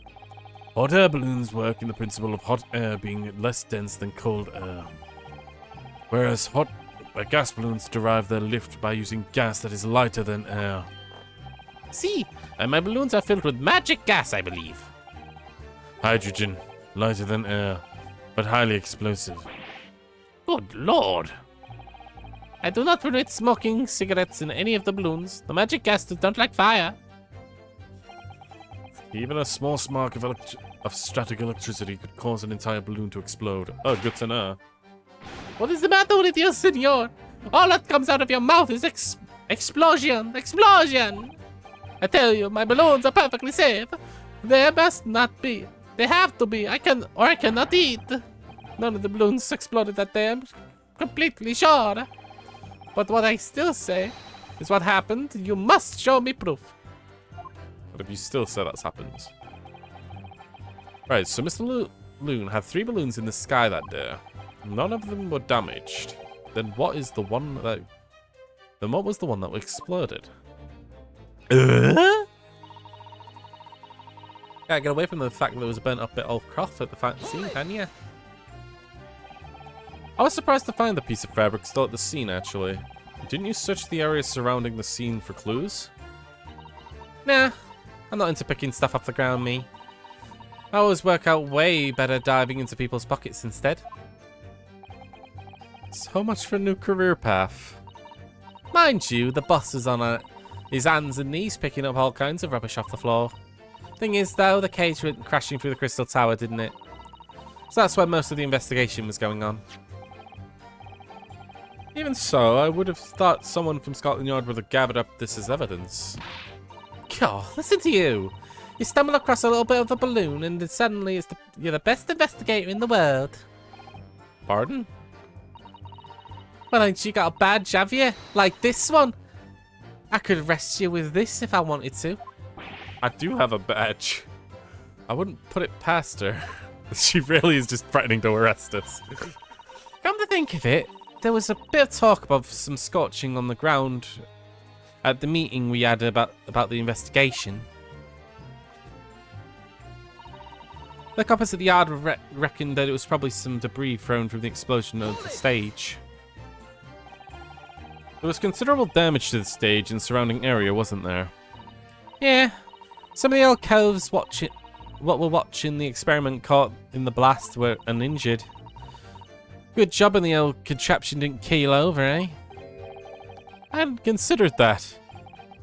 It seems there was great panic after the incident occurred. Nevertheless, the police should have never missed a torn piece of envelope from the balloon. Inspector Gregson can expect a repercussions. Like me swiping all his fishing ships, eh? The man's sole pleasure. It's all he lives for. None of it matters. The scrap of the balloon envelope means nothing. Niente. The stupid Rago is mistaken. The balloons have been red and blue zigzag stripes anyway. You mean the color is wrong? Si, senor. I have not any green balloons in my warehouse. And yet a piece of green cloth was found at the scene, and it's unmistakably from a balloon. Well, I don't know what that can be. For the sake of argument, let's say a green balloon did explode above the stage. Couldn't there therefore be concluded that that happened on the day in question? You couldn't therefore ascertain that it happened. Why not? There have been recreational balloon flights over Hyde Park, operating from before the Great Exhibition. One could have exploded on some earlier date, I don't fucking know. It's not my job to find out which day it is. Unfortunately, as I'm sure you'd agree. You don't believe that? You mean it may have been from the earlier balloon incident that predates the exhibition? Si, exactamente. As the signor says, it is not from one of my balloons. So clearly this little ragazzo from Bologna is mistaken about what he saw. Excuse me. You're pissing the kid off. Something wrong, Master Gotts? Yes, Master William got that Sigurd Ostrom. Fuck. It was on the tip of my tongue. Just something is wrong. I know what I saw. There was a balloon in the stair. There was a great balloon there. I swear it, I saw it all over Bohemia. I swear it all over Bohemia. You can't speak such bad language as you like, but it changes nothing. Give me another balloon. If you do not have evidence, ragazzo, then you must tell your parents to punish you, eh? Perhaps we'll let the judge decide when it comes to punishments. Evidence? What is this evidence? To give a simple example, young man. A photograph, for instance. Some tangible proof of what you claim. Well, they didn't say... Didn't you say sooner? I have the photograph here. Good gracious. What? I had not been in the balloon for a little while, so I was very excited. I took lots of photographs of the Crystal Tower, of the Bohemian exhibit, of the streets of London, and of the hot cellar, of the hot eel cellar, the balloon.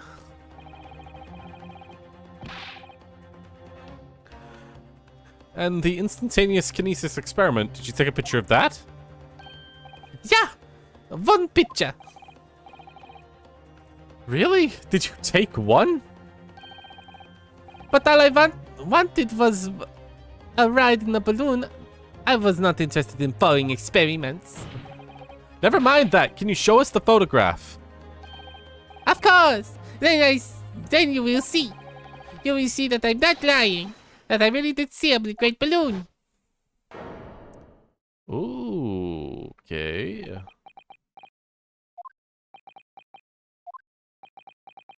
There's no passengers in it, so there was a balloon. Well, I see you was too shocked to speak. Yes, I think shocked is indeed the word, young man.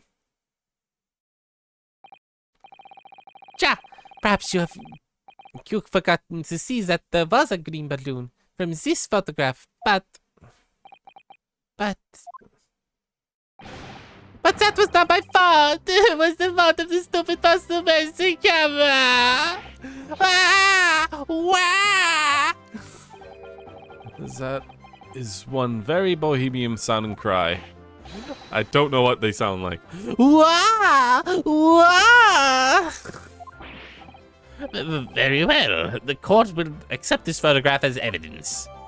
The photograph of the balloon has been entered into the court record. It's not my fault. It's the fault of the person who made the camera. Well, never mind. I'm sure you have plenty of wonderful SEPA memories to take home with you. Take a look at that picture. So there he is, but he's looking very stale or stiff, almost as if he's a wax figurine. Also, there's Giselle Brett or something. God damn it.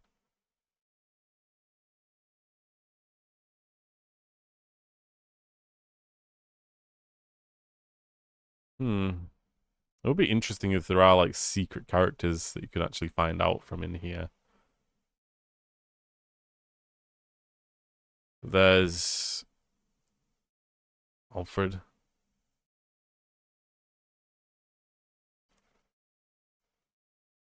Can't see if there's an actual like stab in his thing, is there? Can't see if there's no stripes either. Jeez, this dude. But what is this exactly?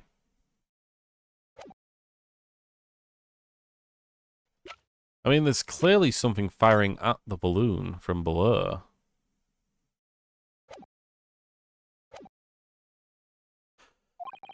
In any case, when exactly did you take that photograph? Well, it was on the day of the big explosion. You don't say. When I pressed the shutter release, there was a big loud bang. And the hot wind rushed over my face. That means the photograph was taken a split second before the explosion occurred. Well, if you ask me, this black and white photograph changes nothing. I could not give a flying fuck. Lovely language you picked up. As I thought, Mr. Loon's testimony doesn't quite add up. The young Bohemian boys claim to have seen another fourth balloon. Hey! Halsey Harrington. How are you doing? I'm doing wonderfully. How are you doing? Should have seen a fourth balloon. Wait a minute. Should have read that properly. The young Bohemian boy claims to have seen another fourth balloon, but Miss Loon vehemently denies the possibility. That's nice to hear. I'm doing great, thank you. Glad to hear it. And Where it's are you hard to from? a minute. I am from Great Britain, England specifically.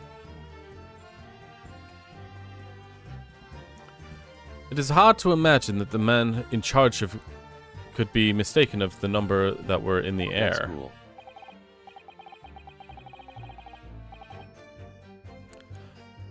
Still, this inconsistency must tell us something, I'm sure. So is the Great Ace Attorney Chronicles one of your fave game? It's been good so far. I wouldn't say it's my favorite all-time game. But it's for the series, it's been pretty decent. So yeah, I'd say it's pretty good.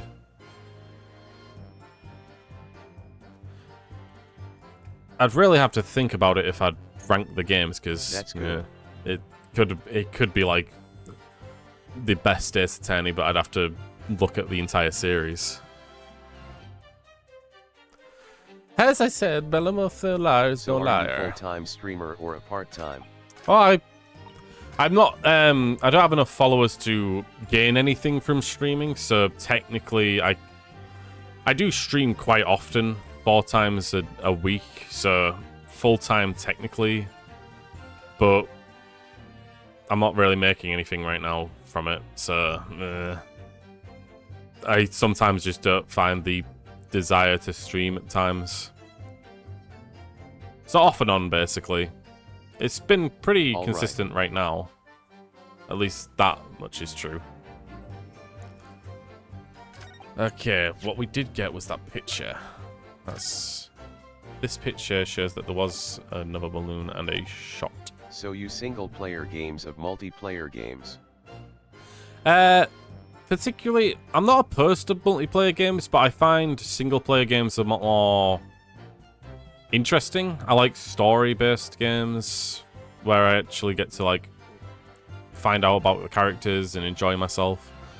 But yeah, it's typically single-player overall. I'm not opposed to multiplayer, like I said, but I find that it's very easy to be not having a great time with multiplayer. Yeah, just like other people interfering with the game can be a bit tedious.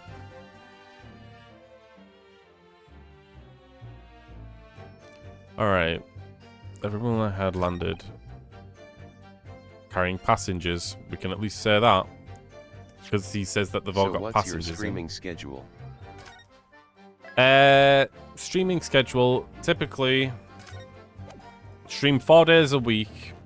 Every Tuesday, Wednesday, Friday, Saturday.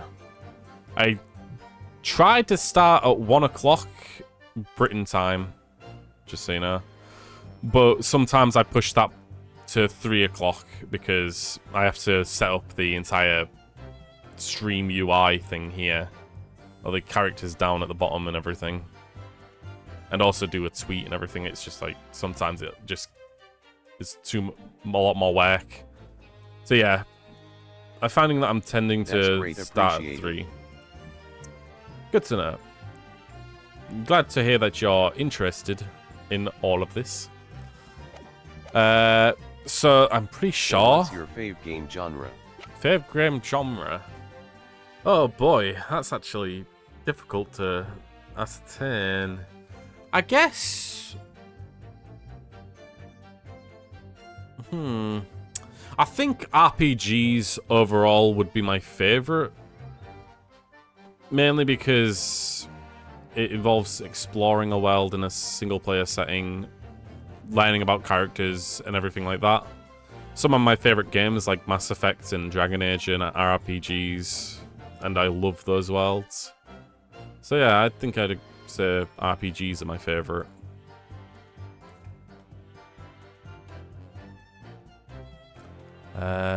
Present. Yeah. Objection. Unfortunately, the photograph Mr. Gratz took can't tell us the color of the balloon, but it can tell us something else, something crucially important. What? It shows that the pictured balloon wasn't carrying any passengers. Ah, my goodness, you're right. But surely all the balloons would have been carrying passengers. Games, RPGs, and horror. There must have been no sense in it otherwise. Horror? Honestly, I don't play a lot of horror games, mainly because, I don't know, I'm not sure how well I would do in them. Every time I have played on a horror game, I always get this feeling of just not wanting to proceed, and I think that would be a bit annoying to watch. At least on stream. I'm also not a massive fan of the... Sorry, may I introduce myself? You can do. I'm not a massive fan of the run and hide horror mechanics of, like, you being powerless against the enemy. I understand that that's the point of horror, but it can be a bit tedious when you've got the power to fight back, but you can't because the game doesn't allow you. Yeah. Sometimes I think too logically, and that can break horror games for me. Anyway. But surely the balloons must have been carrying passengers. There's no sense to it otherwise. See, therefore the pleasure, therefore the view. My balloons only fly with passengers. Well, I'm visual artist. I make gamer art. Would you like to drop some of your eyes on my work? Fair warning. This has happened before, and I understand the desire to advertise yourself to various new streamers or streamers in general. I'm not planning on having your services used. I'm not planning on getting any new graphics made by other people. I make everything pretty much by myself, for myself, and I don't plan on buying it or using anyone else's art. I mean, thanks for the offer, and I know that's where this is going to be going. I had a feeling it was going to go that way, sadly. Either way, thanks for the chat at least. But I don't plan on taking you. All right, no worries. No worries. Thanks for coming in anyway and talking. Which tells us that the balloon isn't one of them. So, when the incident occurred that day, there was a fourth balloon in the skies above the experimentation stage. The great mysterious green balloon. I know nothing, Ninette. I can only tell you one thing. The balloons was not carrying passengers. Then it was not one of mine. Okay. Fine. That works. There was an illegal tradesman everywhere you care to look. Clearly one of them, such an entrepreneur, decided to capitalize on the opportunity presented at the great exhibition. And managed to operate the balloon flights on Mr. Loon's patch without him realizing. See, the competition is trying to steal my profits. I did not notice because of the experimenteno. It went wrong on the stage. This fourth balloon exploded at the very exact time Mr. Aspen was beamed from the stage below. Right. So them scraps that fell to the ground after and left them scorch marks. They did come from the stage at all. They didn't come from the stage at all. They're bits a balloon raining down. That's because none of them was in it, and they didn't get no attention.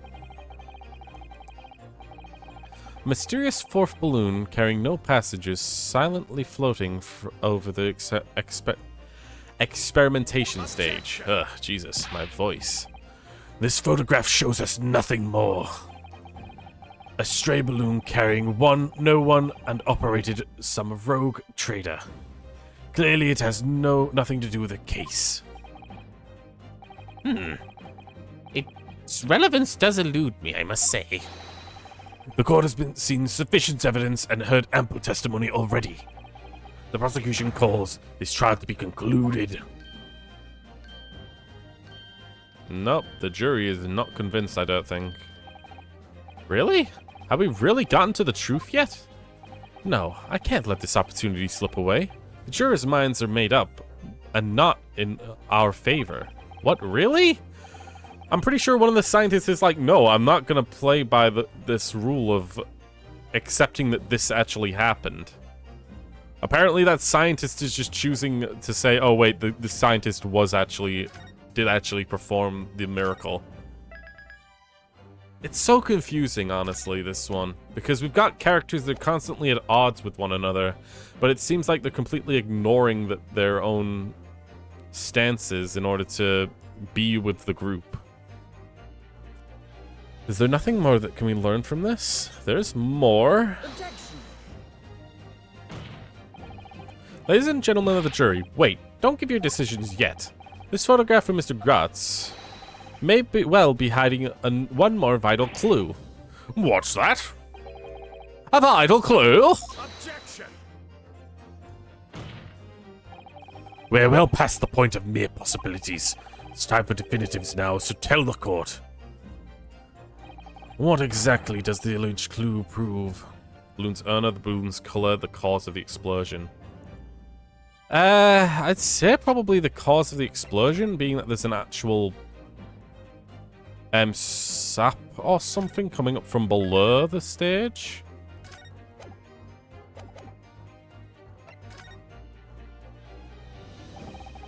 We can reasonably assume that the pictured balloon was destroyed in a searing heat of the explosion. Sure, that's right, sure. It was not my fault. Evidently, because the birdcage from the kinesis machine materialized into the sky where it had been flying. And the balloon, being filled with flammable hydrogen, instantly and explosively ignited. No, that's not what happened. What? It would appear that this photograph requires closer examination. Counsel for the defense, you will highlight the location of the alleged clue in the photograph for the court.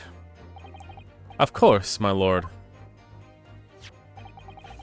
If you look closely, and it's plain enough to see, and what's shown is linked to another piece of evidence we have. In a way, it leads to an unbelievable conclusion. Wait.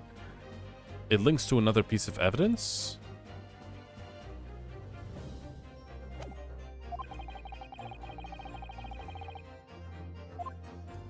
Is it this? Oh, is it the crossbow? Take that! The timing of this photograph can only be described as miraculous. If you look, you'll notice a bright white line that appears to point directly at the balloon.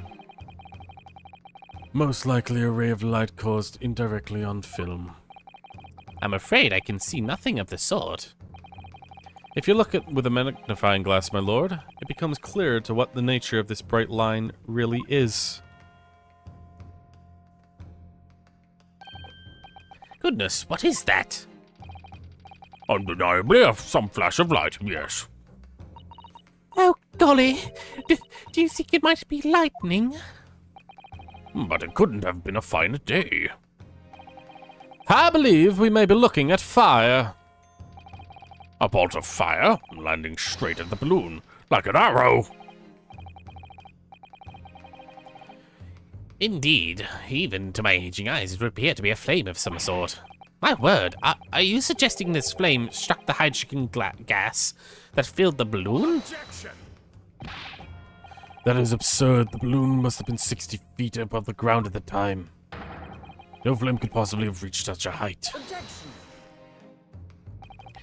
Actually, it's my opinion that a particular piece of evidence found at the scene reveals how exactly what that happened. What evidence? If such evidence exists, counsel, then goodness sake, present it, man. What evidence explains the mysterious streak of flame that appears to have headed directly for the balloon? Crossbow, right? At least, that's what it seems to be indicating. Honestly, I think what came to my mind was the crossbow was used to fire the screwdriver into the victim. At least that's what I think.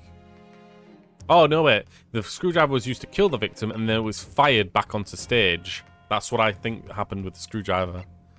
Take that!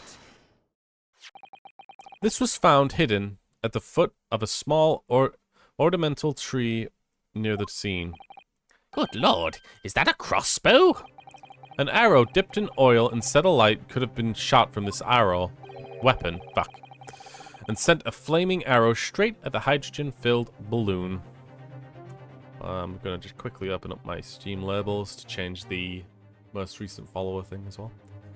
Because they, Halsey Harrington has chosen not to unfollow like other people do. Which I appreciate.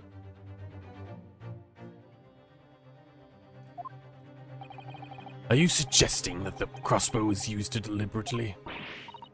Blimey, you're right. A streak of light looks like, in the photo, looks like an Just like an arrow done it. Then, the explosion of the balloon, it was... There you go. Very likely to result in a flaming arrow from this crossbow igniting the hydrogen gas inside of it. No!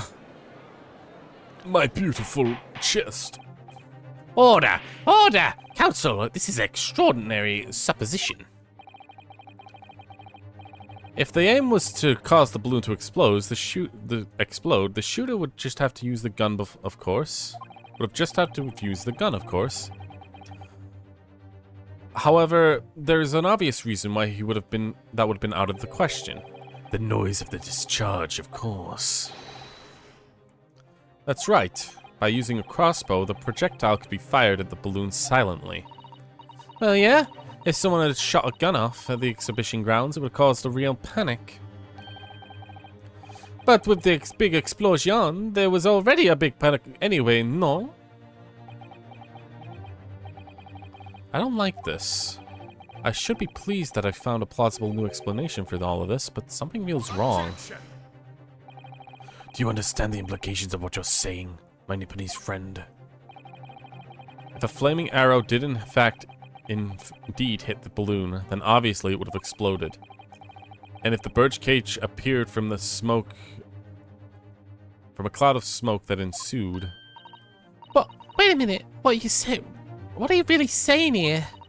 I don't get it. Was the birdcage beamed up into the sky after all?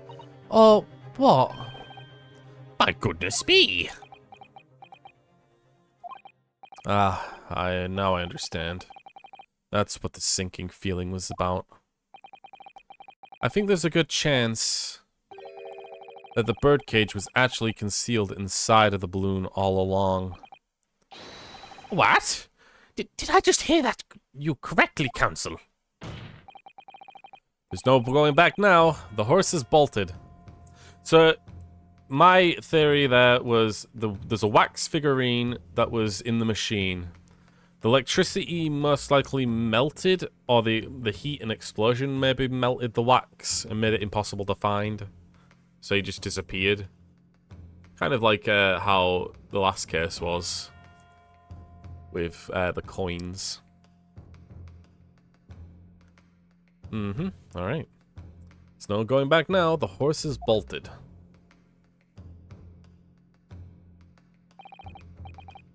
Let's assume, as I said, that the birdcage was hidden inside the green balloon from the start. On stage, when the experiment was started, the birdcage in the instantaneous kinesis machine disappeared in a cloud of smoke. At that moment, the flaming arrow was fired from the ground, causing the green balloon to explode and drawing the attention of the spectators to the sky above their heads. From amidst the smoke, the hidden birdcage that appeared to fall down and crash into the crystal tower. Jesus, I got hiccups now. Damn it.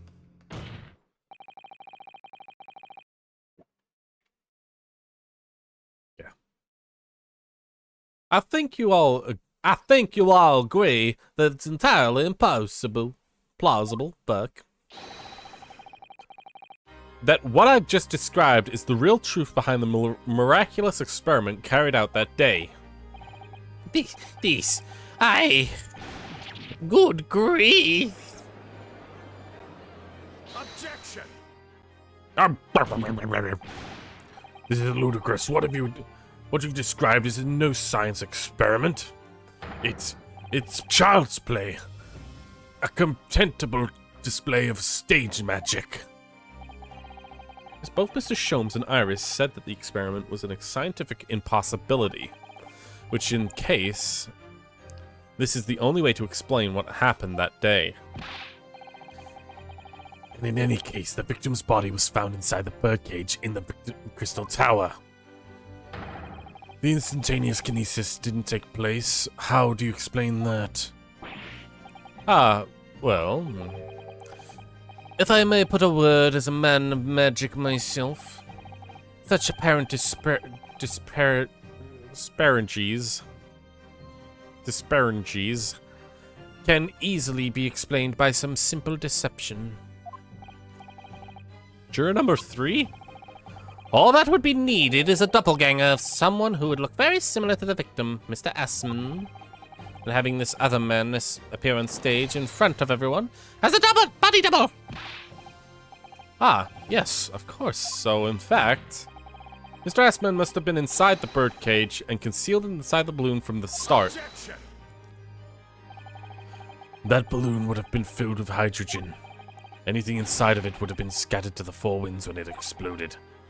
No one would have been embarked on such a risky venture.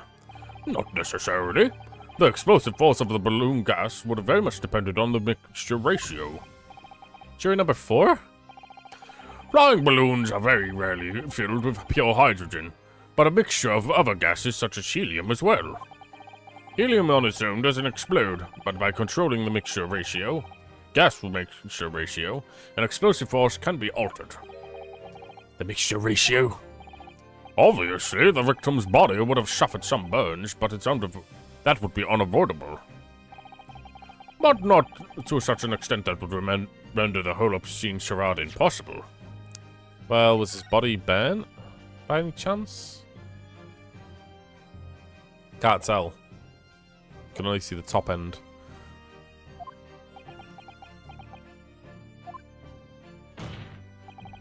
So everything that happened can be explained logically and scientifically. The explosion that engulfed the stage at the start of the experiment was no accident. It was all part of an elaborate deception to make it appear that the instantaneous kinesis had occurred. Well, goodness me. And if we accept what has happened, it means that the victim, Mr. Assman, was never present on this public experimentation stage to begin with. In short, he couldn't have been killed by the defendant who was on stage in full view at the entire time. Ugh. There's so many things to keep in mind here. This will be very hard for the prosecution to counter. Lord Van Zieks can't credibly maintain the Professor Harebrain as a suspect now. Hold it! Harebrain, is he gonna come out and be like, nope, yeah. Mr. Naruhodo, I appreciate your efforts. Thank you. But, Professor? But you can stop. But you can stop now. Just keep your mouth shut, please. Sorry? What's this all about, Mr. Harebrain?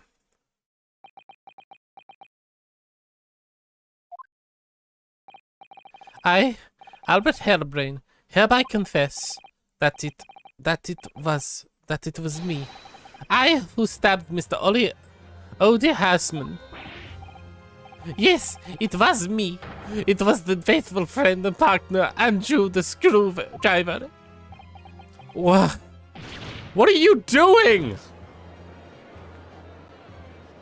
Wonderful. Now he's just admitting now.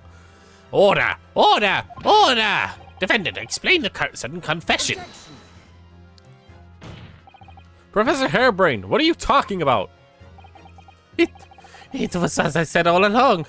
I must protect my hypothesis and my precious machine.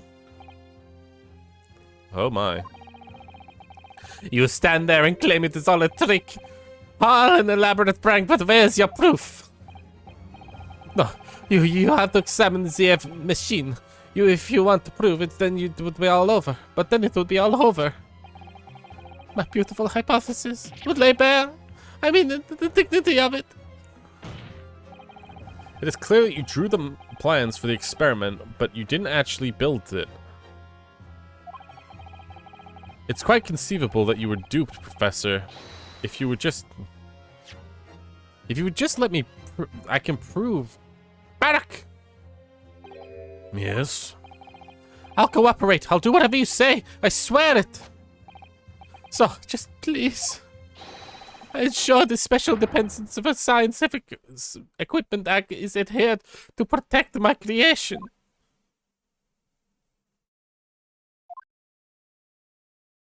Time for drinkies. Time for drinks. Forgive the discourtesy for filling my hallowed chalice at this critical juncture. Here's to my learned Nipponese friend. Why? And his upcoming attempt to clarify the defense's position in light of the accused's confession. Do you intend to formally assert that the experiment was nothing more than a conjuring trick? Because at the moment you do, the Special Dispensation for Scientific Equipment Act that protects the professor's invention will cease to apply. The prosecution will now then demand the rigorous examination for the machinery involved in order to establish the truth. Wonderful. However, if you acknowledge that the machine is genuine and instrumental in the victim's murder, in any chance of investigating will be crushed, and the confidentiality of the professor's hypothesis preserved. And then I win. Either way, I win. Well, counsel, what is the defense's official position on this matter?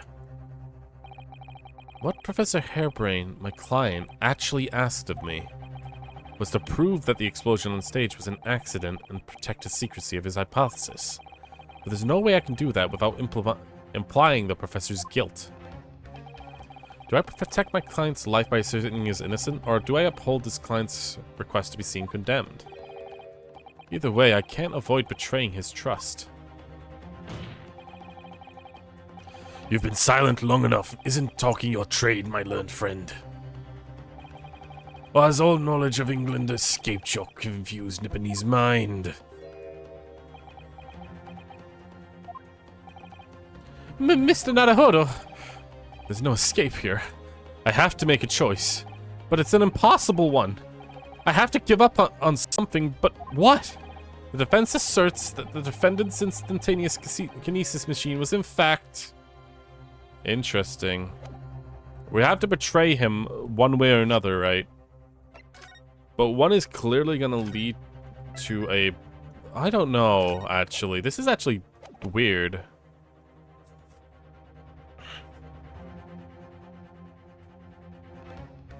I mean, we do believe he's innocent, but what if it is in fact... I don't know. Oh my god, this is actually a really tough one, actually. Because we have people blatantly stating that it is not a real invention. Sherlock Holmes, Iris, pretty much a ton of people, the jury members are even saying it's not possible. Harebrain needs it to be possible in order to not lose his invention. It's hard to tell which is the correct choice here, because ultimately we do believe that Harebrain is completely innocent, that he didn't kill anyone, let alone cause the incident to occur. But if we say that it's a scientific invention, we're just completely ignoring the fact that it didn't actually do what it was supposed to do. Or was it there's something else to it? I think the proper thing to do here is to try and do both. Save him and keep his invention intact. That is the best ending, right? But in order to do that, we need to completely ignore his...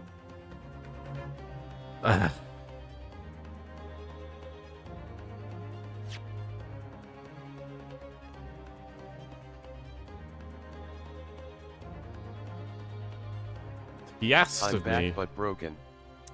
Hey, Marco. I am like in a really difficult question right now. Because I'm actually really not knowing what to do. I know that it's probably going to lead me to the correct choice anyway. But essentially, what we've been asked, what we've come up to at this point, is our defendant, the professor, the Bob Ross guy, he really wants to assert that his machine did in fact teleport a dude Because if it, in Don't fact... betray whoever you have to protect. The problem is, we're betraying him regardless of these options. We're like, essentially, his machine was supposed to teleport a guy. We know, a lot of people, Sherlock, Iris, everyone has basically been saying, this is not possible. This machine cannot do that. Well, shit. But Van Zieks is claiming that it can, because that'll keep the machine from being investigated and dismantled, and essentially there's an act that's keeping the machine from being examined and essentially his ideas stolen, because it's supposed to be a proper scientific machine. But the only way to prove that the scientist is innocent is by saying it's all a trick, that he was the body, the whole like situation, the whole thing that we just went through, which is very convoluted, was a trick. But that nulls his protection of his machine, which he cares more for. So we're essentially trapped between two choices of prove that it was a trick, which loses his machine the right to be protected, and he'll most likely despise us for doing that, or we agree that it's possible that the machine was in fact did do what it was supposed to do, and thus is still protected, but under that means that our entire hypothesis of how everything went down is wrong. It's hard to choose, really, because both of these feel like they have merit and problems with them. Ultimately, though, I think we need to respect the client's wishes overall. And I don't think it's impossible to prove that the machine did do what it was supposed to do and say that he's innocent as well. Screw it.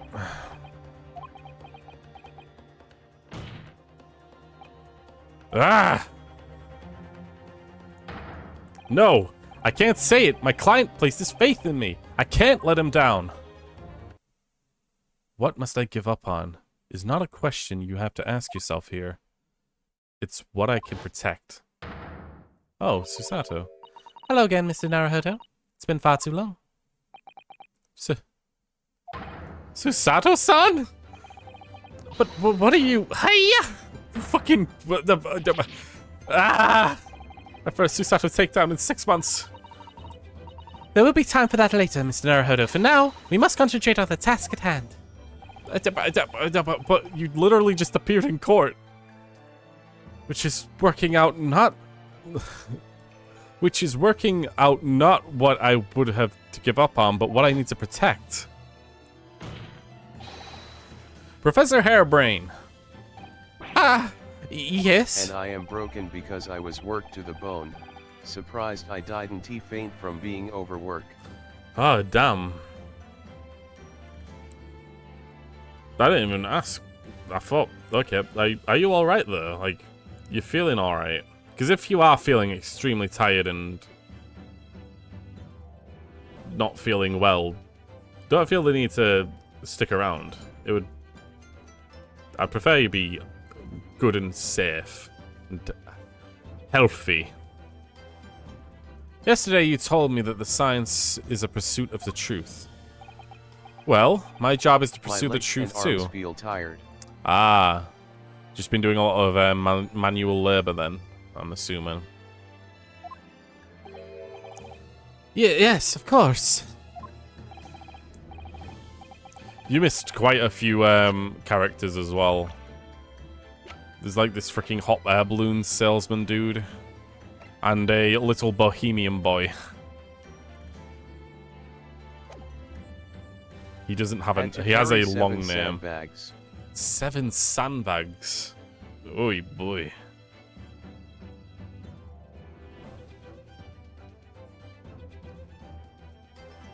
Hey. And personally, I believe you didn't stab Mr. Assman. I think that you've come You're to lucky realize how you something out. yourself too, haven't you? I'm lucky?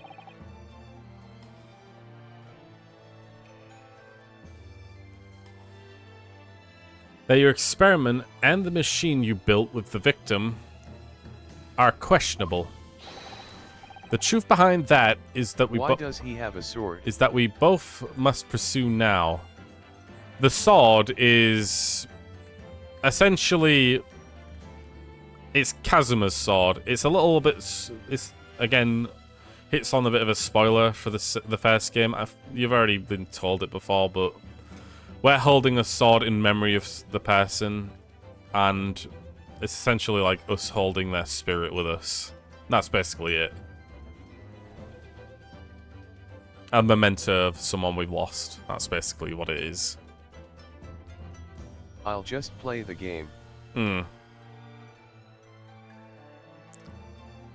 truth behind what the truth behind that is what we must both pursue now. I give up. So, you finally opened your eyes. What? As for you, Albert, you cannot ignore this any longer. Having heard my learned friend's assertion, don't you have something to say? Barak! Lord Van Zeeks. Gosh, I've never heard him speak that way before. In truth, there is one thing, And I'll play something the I 2D remembered version of since relevance. I don't really like the 3D models. I agree. I prefer the 3D models. The 2D model, sorry.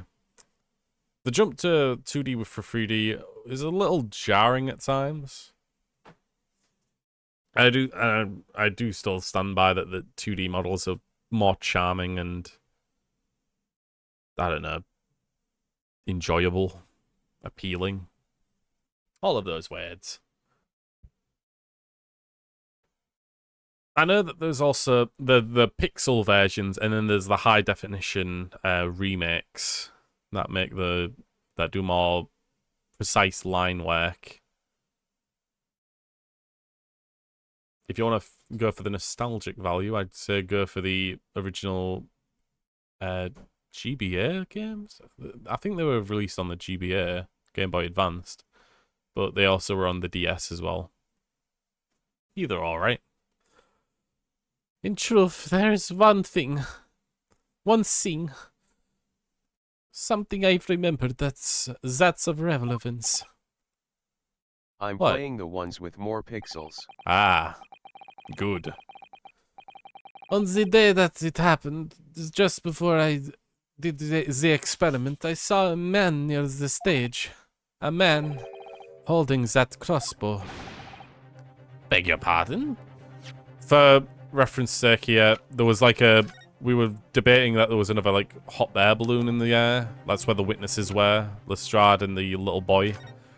There's this hot air balloon in the sky, and we were supposing that the victim here was already inside this hot air balloon, and it got like shot, exploded, and he fell out, essentially.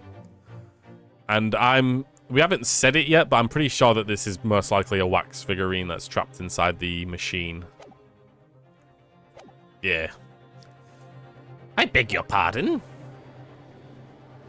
It's amazing that the jurors still haven't made any kind of choice here. Professor, did the man leave any distinguishing features? What did he look like? Way to go to assume that it's a guy, Naruhodo. Taller than me, and thinner than me, and with straight hair, straighter and whiter than mine. Let me see, one less than me too, a monocle or rather stylish black mole. But one thing in particular will help to positively identify the man. You see, I know him very well. After all, he is the engineer who built my invention. What? He built the machine? That's right. Mr. Assman I introduced just him realized to me that what a I year said ago. is nothing. I'm playing the older ones. Ah, right. I understand what you were saying. The one with more pixels is... You're playing the originals, basically.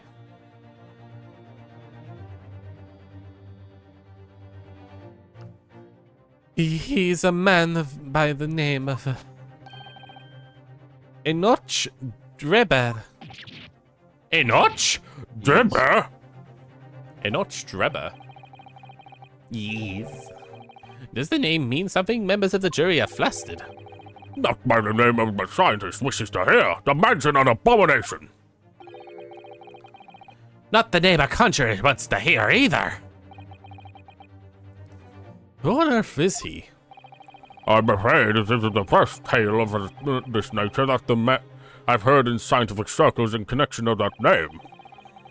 There was another flamboyant experiment that turned out to be nothing more than state's trickery in the end. Obviously, the rascal is after the government research grant money. When magicians are in the need of money, I've heard of them resorting to underhanded tactics. Some acquaintances of mine experienced... You're not right. Some acquaintances of mine with experiences of such things have been mentioned Enoch Drebber's name before. The man is both an engineer and a magician, yes.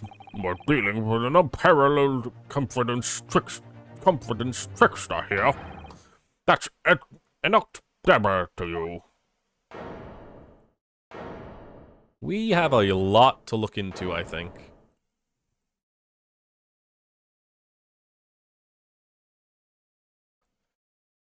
Well, Susato just showed up out of nowhere as well, for God's sake. So it is true then. My invention, my great machine, was just a grand illusion. Considering what we've just heard about Mr. Drebber's character, I'm sorry to say that it sounds increasingly likely. Even though there's no one else believed it. Even though no one else believes it, I wanted to. I like the Susato takedowns LUL. I wanted to believe that the machine would function exactly as my hypothesis predicted. I'm alright with the takedowns. It does feel a little... I don't know. There's some... I don't like in anime where there's like people being abused by women being treated as comedy, and it kind of hits into that kind of thing, which I just don't like. It feels weird, because if a guy did the same thing to Susato, it would suddenly be a problem, right? And it would be a problem. But I guess... Then don't watch Fruit Basket. I know most anime has that in it. And yeah, it's just, I don't like a lot of anime tropes, and that's one of the big ones. Which is why you were so opposed to it being investigated, I presume. I knew that if the machine was examined in details, its construction would give away my hypothesis. Correction. Obviously, I didn't want it to happen. I didn't want it to happen, but at the same time, I knew that it was found to be nothing more than a trick, than a work of deception. Everything. Then everything I'd worked towards, all my research, all my dreams, my whole life would be over. It was terrible. I was terrified at the prospect. I misspelled it Starna 7 cry. You only by 2 letters accidentally mixed around. No worries. We all know what you meant. So you really had no idea then, did you? About the true nature of the machine that was built? And the true nature of Mr. Drebber? I never questioned anything. I didn't want to question it. It's entirely possible that Mr. Ashman and Mr. Drebber were working together to use you as the means of fraudulently acquiring research grant money.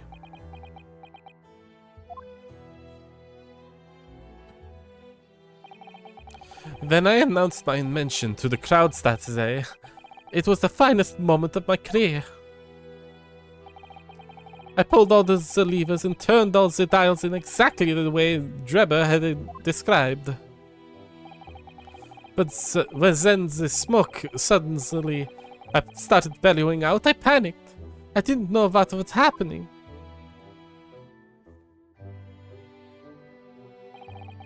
But I really don't know how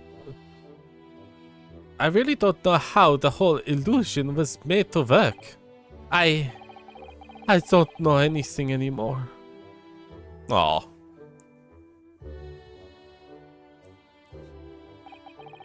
Let me confirm one final point with you, Professor.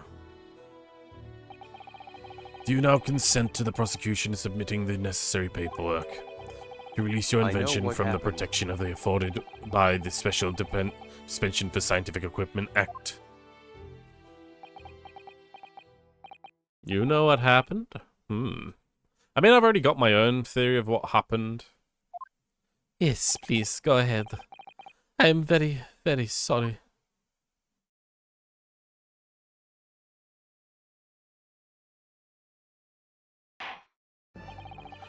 It would appear that we shall have to I suspend figured it out. proceedings for the Me remainder very of the day smart now. clever. Lord Van Zeeks, My lord, the court has newly been aware of another party whose involvement in this matter is critical. Interesting. Well, here's my idea, is that the whole wax figurine thing was obviously, like, is going to be tied into it, and this is a wax figurine. No doubt. He is a wax boy inside there. The real person is most likely inside here, but he was most likely stabbed beforehand. And he's already dead inside there. Then the weapon that was still inside of him, in order to make sure there was no blood like dropped inside anywhere, was taken out, put into the crossbow somehow, and fired across from the crystal tower back onto the platform. That's what I believe happened.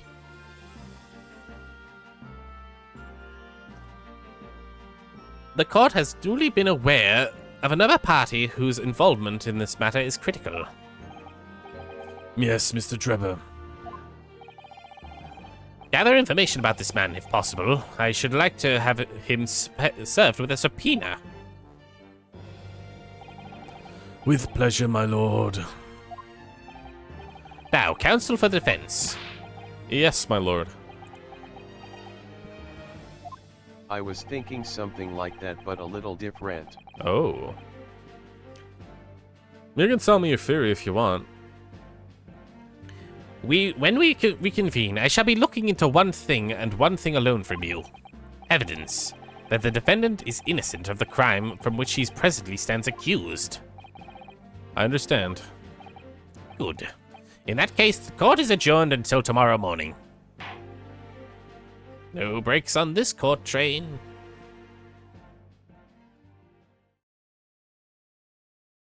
Interesting that the jury never announced leanings ever. So we never got a summation examination. Which is surprising because that's happened so in the every Vax other boy one. was in the balloon and the real guy was down there. Oh. The Vax boy.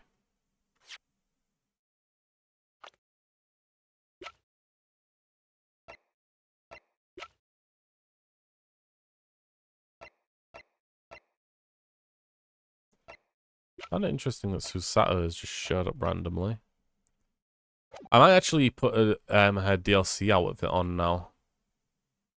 Or her different outfit, her British outfit. The Old Bailey Defendant's Antechamber.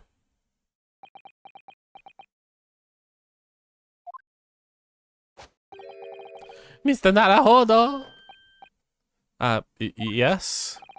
I'm so sorry. I'm wrong. You're right. I tricked you. You trusted me. I dragged you into my mess. Oh, could I ever come to this? Oh, this. I'm so sorry! Save and speedrun the putting the DLC outfit on. Hmm.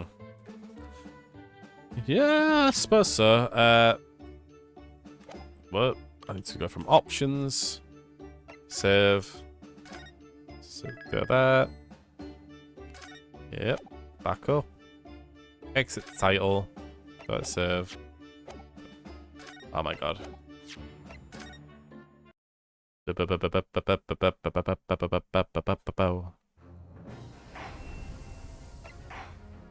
Let me get a timer. Too bad, I'm already on it.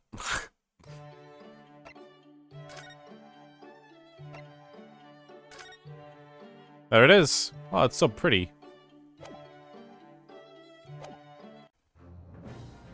I'm not putting Sherlock Holmes's on unless he shows up in Japan sometime, because it looks stupid. And it's from Japan as well, so. Anywho.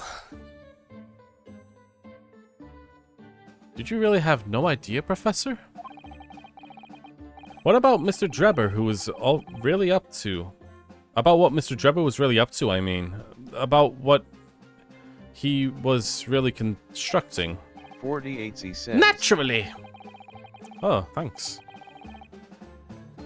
That machine was the embodiment of my hypothesis of all of my hopes and dreams. I was taking my time, mind you, but you can put that in the books as a speed run for putting Susato's outfit on from in-game. The machine was the embodiment of my hypothesis of all my hopes and dreams. I had complete faith in it. Alright, in that case, I won't say anymore. Now, sadly, the murder accusation against you still stands, so we have to do as much investigation as we can before the trial resumes tomorrow.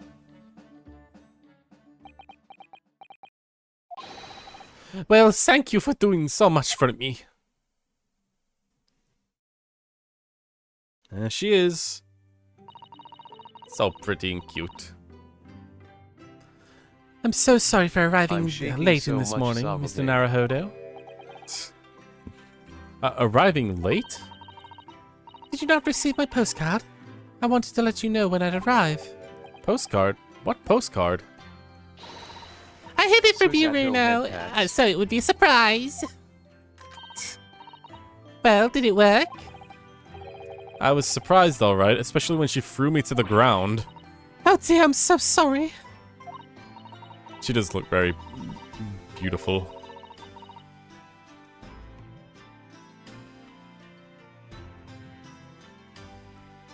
I was just so happy to see you again that it sort of slipped out. Maybe you could stick more to more traditional displays of emotion in the future. Susie's train was late into London, Victoria this morning, you see. But we made a coach and really whipped the horses hard so she didn't miss the whole trial. I was watching from the gallery for a while, but in the end I'm afraid I couldn't contain myself. Well, I'm glad you didn't. Oh? Having you at my side in court gives me strength I needed to win. So, delighted to see you back in London. Oh, you're so too kind, Mr. Naruhodo. I'm delighted to be here. I hope I can continue to be of service to you. Of course. So, what brought you back? Did Also, Professor Mikotoba Twitch not changed protest? it so instead of 5 viewers chatting in a stream you now need 5 average viewers and 50 followers. Hmm. Interesting. I suppose that makes sense. Kind of. You can just get 5 random people who together and just chat on your stream, and then you become eligible, right? So it will be kinda easier to get affiliate. Yeah, I suppose so. Especially if I start a new series and just like it somehow like blows up a lot more. Did Professor Mikotoba not protest? Let's save all that conversation for when you're back at home, shall we? You know, I made one of my most special blends ever, just for the special occasion. Oh, Iris, how Minecraft wonderful! series I can't LUL. wait! Minecraft series. There's only so much I can do with Minecraft. Not only that, but it's one of those games that can take a lot of CPU usage. It might cause OBS to have its own problems. I don't know. Play adventure maps. Suppose that's possible. You're not wrong. Adventure maps, huh? Susato-san was back in London, so it's hard to describe how happy that it made me feel at the time, but despite my elation, our tale was about to take another extraordinary turn.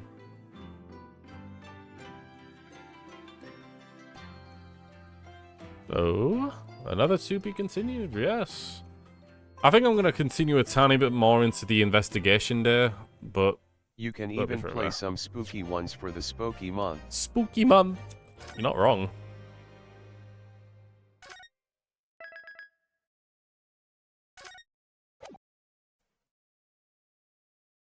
In that case, my ideas then for streaming onward. This game is still going to have 2 days each week, being Wednesday and Saturday. Once I'm done with Fire Emblem, that is, I'm going to check those 2 free spaces on Tuesday and Thursday. No, not Thursday, Friday. And possibly one of those streams will be the new game I want to play, and the other stream is going to be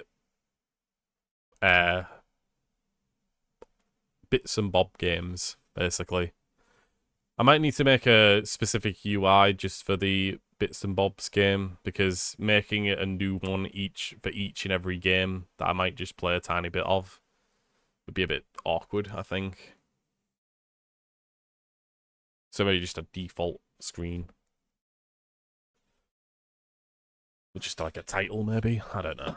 I'd have to think about it. I'll keep in mind that list you sent me as well for spooky games. Alright. Let's have a talk, Susato. Oh, this room. It's been so long. It hasn't changed in the slightest, though. It's been some 6 months, hasn't it? That's a long time for things to be saying so familiar. I didn't know when you might return, and I wanted everything to be as you left it. But it's been some 6 months. It's true. So your father's alright, Susie? What happened? Oh, I just My said father? games, not only spooky games LUL. Well, I know that some of them are spooky games, regardless, right? They've got some creepiness to them. The Cry of Fear and Destria, or whatever it's pronounced. I think both of those are spooky games.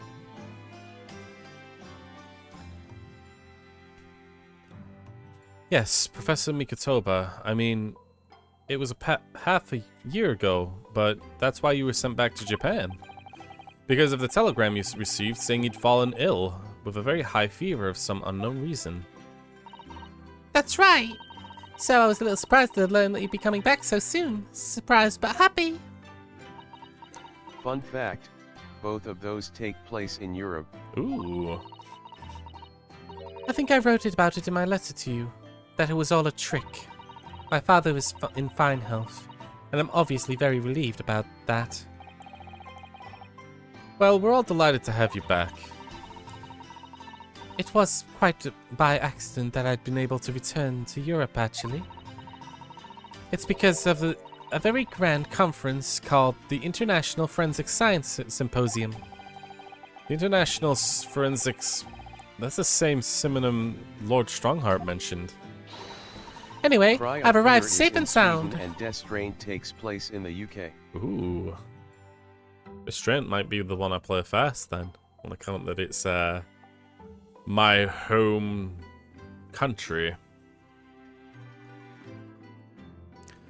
Anyway, I've arrived safe and sound, and that's all that matters.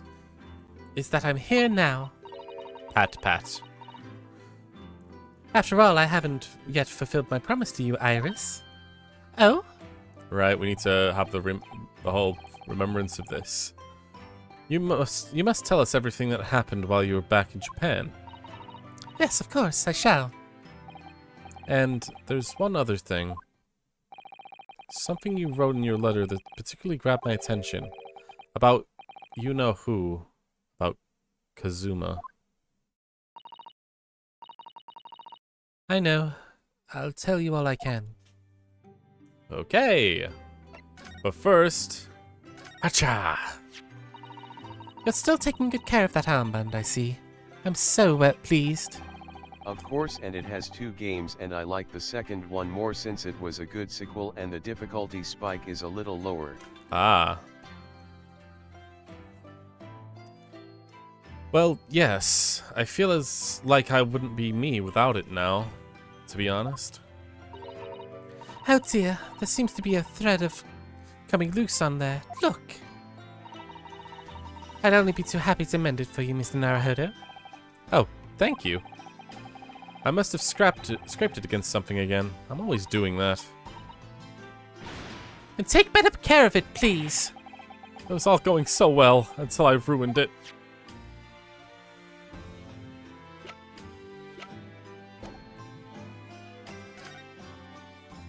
Back in Britain. When I first arrived back in Britain, I really thought I'd never be allowed to She's return. giving the puppy dog eyes sob opinion. Back in Japan, I thought I'd never be able to return to Britain. Oh. I feel like a lot of the characters do that. They give a really nice, cutesy face. Or just a very nice one to look at. But curiously, after that awful trial in the Supreme Court, Father's mood changed entirely. That awful trial? Oh yes, for the murder of Giselle Brett. Ooh, you dressed as a man then, didn't you, Susie? Oh, well, yes. Since women are forbidden in the courtroom, I had no choice. Wow, amazing! I wish I'd seen it. Don't you, Bruno? Yes, I suppose so. Of course, your ladyship. No problem, your ladyship, LUL. I wanted to play at being a lawyer now. I could wear some false mustache, maybe? I don't think many mustaches could hide the fact that you're just a 10-year-old Iris. There's something else I've been wanting to ask you, Mr. Sato. It's about the real reason why Professor Mikotoba summoned you back to Japan. You said in your letter that about it having something to do with the convict's loot that we found in Mr. Natsume's lodgings. That's right. The very large dog collar we found with the bee emblem on it. It seems Mr. Natsume has included a drawing of the collar in the report he submitted to his time in Britain. I understand that when Father saw the report, he turned as white as a sheet. And why would that be then? Father came to Britain himself, of course, to study. It was some time ago now, but he stayed for 6 years. I can only imagine that something must have happened during that time. But he refuses to tell me what it was. Then I intend to find the answers for myself.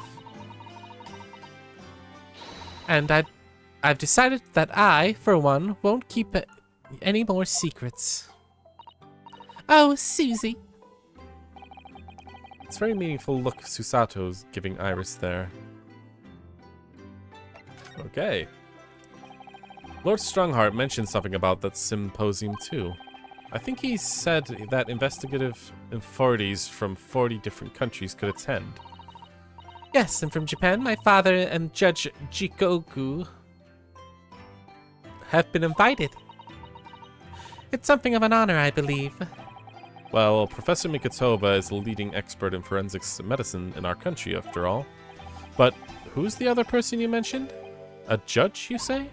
I still Yes, His can't Excellency, believe the Judge requirement for using Sheshiro Mr. Natsum was Joko he has to hate his time in Dotsuku. Brighton, No. LUL.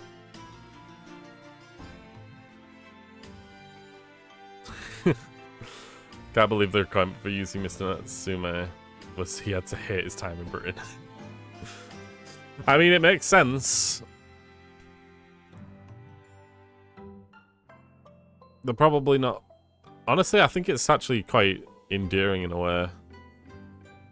Because it's clear that his time in Britain was something that anyone would hate. So it's not like he just hates foreign Britain just as just randomly for no good reason, right? They did it well, I think.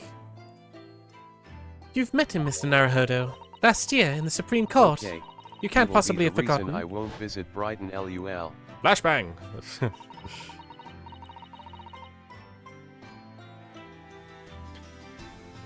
Won't visit Britain. Good. That means you can't come over and smack me.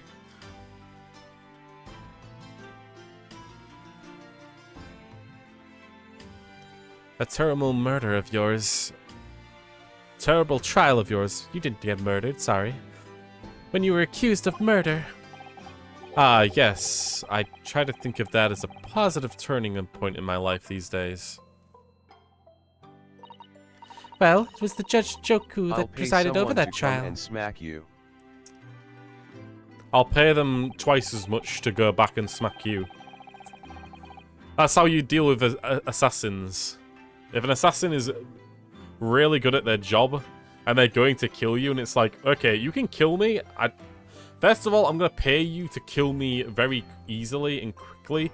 But here's everything I earn, every little bit of finance I have, my address. I'll send the assassin right back.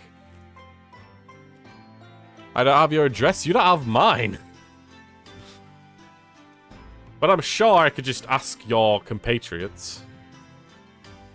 I'm sure someone will know.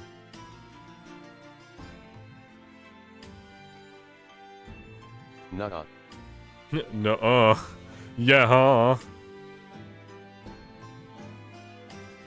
If I'm being perfectly honest, I'd be happy never to see that man's face again in my life. Oh, well, anyway, as father was invited to the Great Symposium, he agreed to me returning to Great Britain too. None of the people you ask will know my address. Are you quite certain?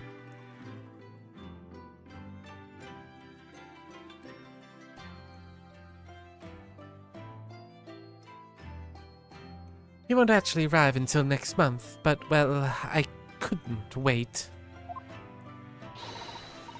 So I pleaded with him in the end, and he agreed to me going on ahead.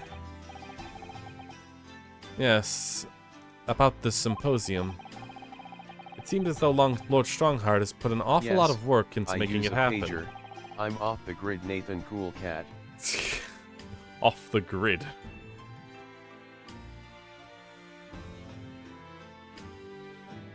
Still got an IP I can trace. At least I think.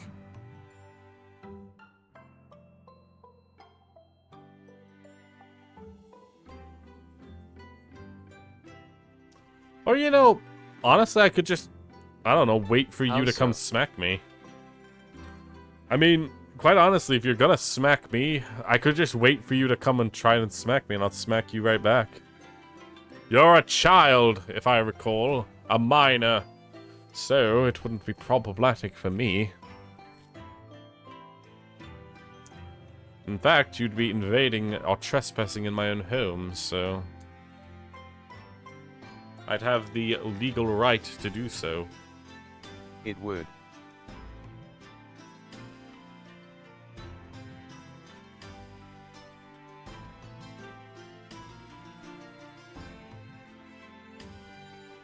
You would be charged for assault on a minor. That would only work if you were not assaulting me first. I would be defending myself against a minor who trespassed into my own property and tried to attack me. What are you gonna tell the judge? He was asking for it online.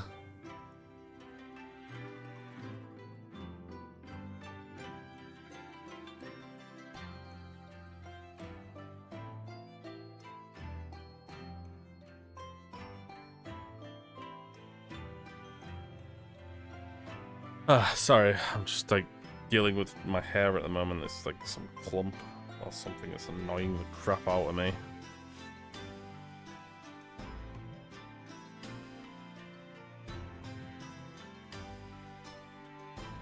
Trespassing. What are you talking about? I'm just gonna visit you and give you a gentle slap lol. Gentle is in the eyes of the beholder. What you perceive as gentle could be quite literally like a shotgun punch to my face.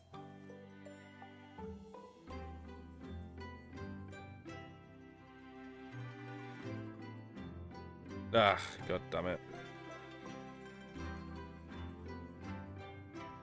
I got really long hair, so I need to like start using bobbles and stuff while I sleep.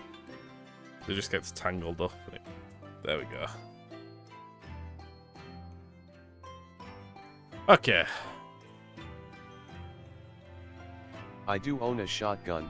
How did you know? Was a figure of speech. But thanks for letting me know.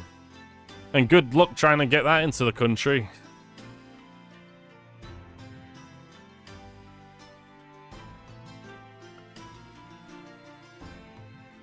It's obviously very important. I believe it is, yes. I understand it.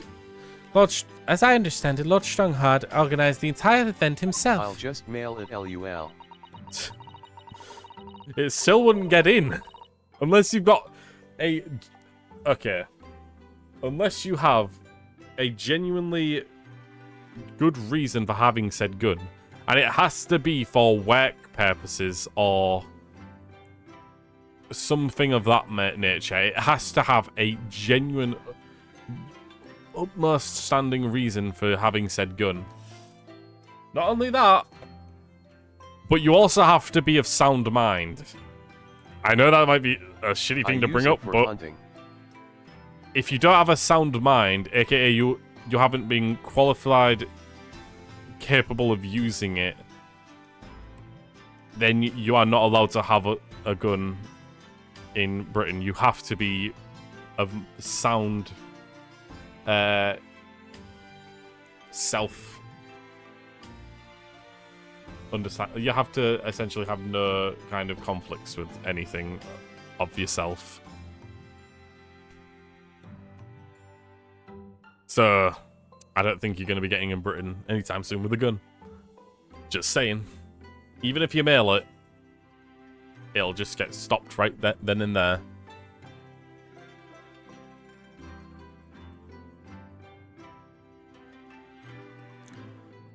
I think he's hoping for that by achieved exceptional results, he'll get a job of an attorney general.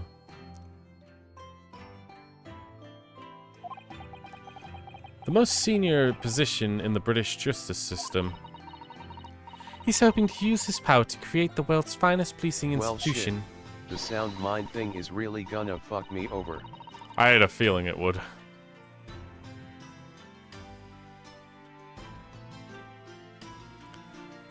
That's what Father said anyway. Apparently it's Lord Strongheart's lifelong ambition. Does Professor Mikotoba know Lord Strongheart personally then, I wonder? Actually, Lord Strongheart gave me a long speech about all about this very subject only yesterday. But I was sort of lost the will to live early on. I didn't really listen much to it. Jesus. How trying for you. It's not wrong. It was a very long speech. Giselle Brett, the woman whose unforgivable actions ended in me being wrongly accused of a crime I didn't commit. The murder of Dr. John H. Wilson. Yes, Giselle Brett. That's a name I won't forget as long as I live. The extraordinary thing is, though, it seems as... The speech was 50 minutes lol. Oh my god, I think it was as well. It seems it's this name that we should all forget. Sorry? Since the incident, our government's intelligence services have been investigating Miss Brett. But it turns out that an Englishwoman by the name of Giselle Brett didn't actually exist. Didn't exist? How can that be?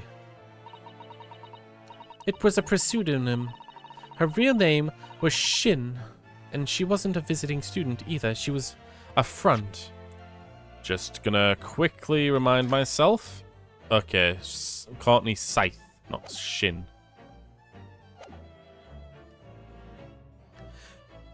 That was a front. A front? Who on earth was she then? Miss A. Shin was her... Asian. Oh my god. A. Shin was her name.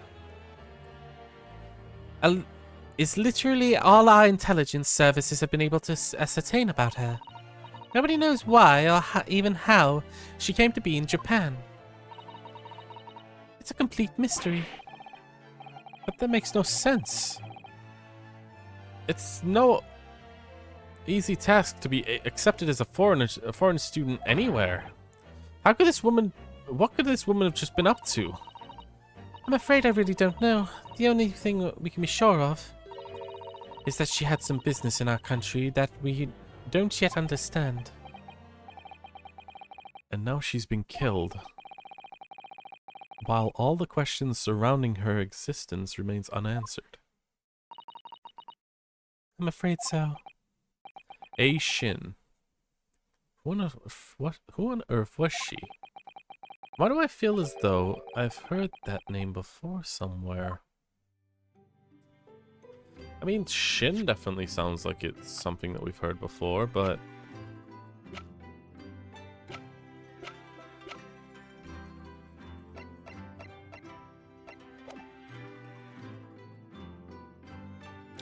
What about Kazuma? After my friend Ray's trial, the reporter who actually killed Miss Brett said something very strange. I know the truth. I know you had a hand on what's going on. It's this visiting student's fate. Nobody in Japan knows about it. They don't even know the guy never made it to England. That he died on the same ship. On vacation, and the joke was so funny. LUL. Ah. A comedian on vacation. The video was... And the joke was so funny. Oh, okay. If you ever want to understand an English person in other countries on vacation, Carl Pilkington is definitely the person to look at. Wonders of the World, I think it's called, with Carl Pilkington. He is like the most stereotypical British person being forced to go to different countries and just experience it. And he hates it every fucking time. I love it. And that he'll never... Obviously, I couldn't ask him to elaborate at the time. But later I visited the man in his prison cell and asked him what he was going about to say about Kazuma-sama. What did you learn? After he died on the voyage to Great Britain, his body should have been unladen to the port of Hong Kong and passed into the care of the consultant staff there. Should have been. Well, it turns out that his body never arrived. It just disappeared. What? Kazuma's body vanished? I really should have kept an eye on it. Our government tried to cover up the fact up, it seems. They've erected a grave on the cliffs by my hometown, except Kazuma-sama isn't there. Did the Professor Mikotoba know about this? Yes, it would seem he did. So you know how when cops pull over a woman and she makes her bust size more visible? He made a joke for what men do when a female cop pulls them over. LUL. Oh god. Ugh. God damn it. I can already assume where it's going. Essentially pushing the junk out or putting something down his pants to make it look bigger. Right. But he didn't tell me. They're still investigating what happened to Kazuma-sama's body as we speak. I just don't believe it. And what's this acute feeling of apprehension I've had all of a sudden? I mean, I already kind of made the, I pointed out, like, before that I thought maybe Kazuma was actually alive because we never saw his body or anything. It just kind of felt like his whole story just kind of got ended way too early. With his name on a list and everything, it felt like it was just too much. He said, so you just pull your balls out a bit and act like you did nothing bad. God damn it. Ugh.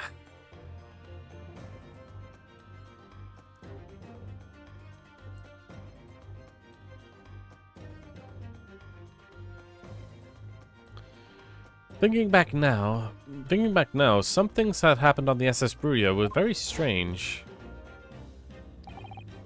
I mean, after he died, we never saw his body again, did we?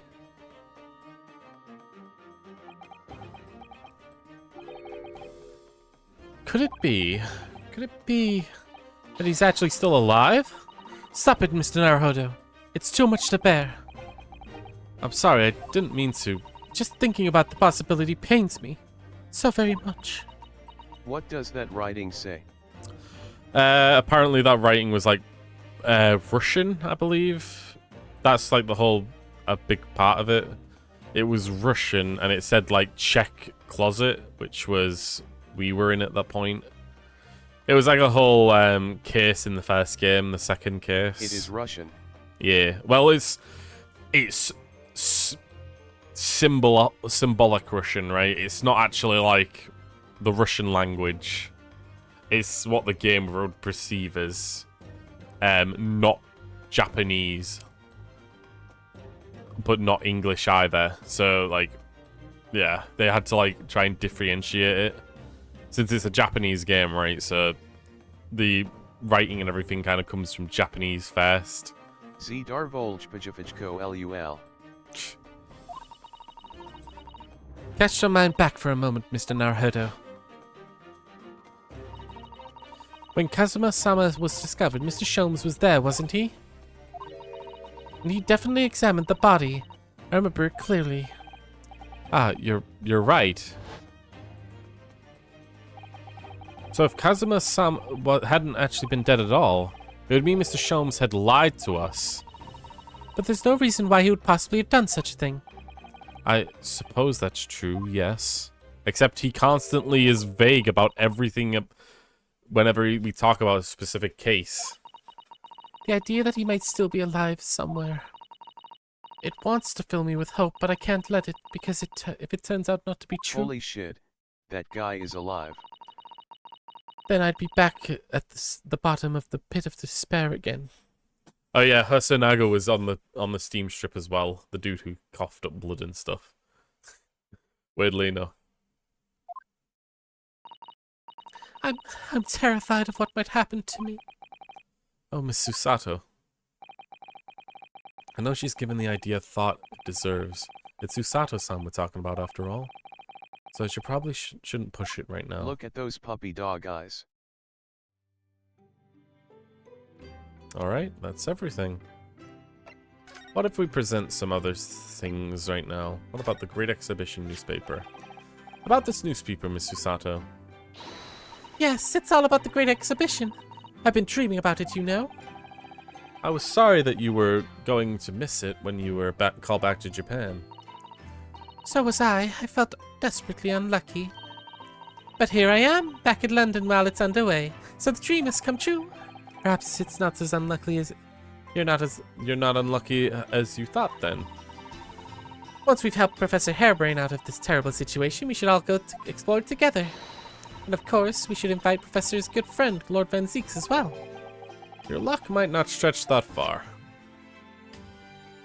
I'd much rather get drunk in my red room. Susato, do you see this? You have such a great expectation in your eyes, Mr. Naruhodo, but I'm afraid nothing particularly comes useful comes to mind at all. Oh, sorry. I'm just not sure what I was expecting, really. Alright, time to give her everything. See if she has anything to say about any of it. What about the crossbow? Hey! This was used to shoot down the balloon, wasn't it? Yes, with a flaming arrow. It's quite a formidable weapon. I'm quite accomplished with a longbow myself, you know. No? Really? If you were to balance an apple on your head, Mr. Narherdo, I'm quite confident I could hit it from good 50 meters away. Quite confident, you say. Does that apple necessarily have to be on my head?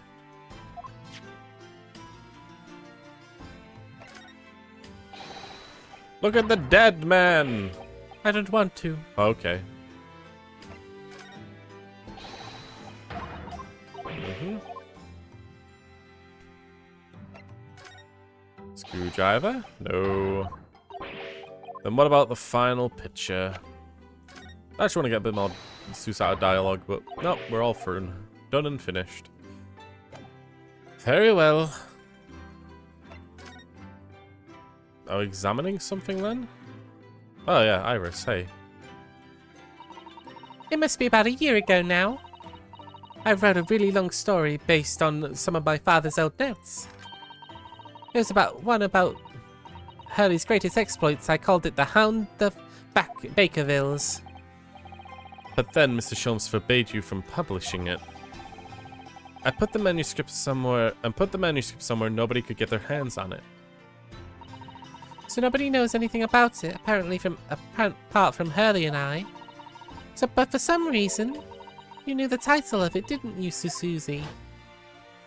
It's probably because her father's included on this case. Oh, it's so exciting, The Hound of Bakervilles. I would love to read it.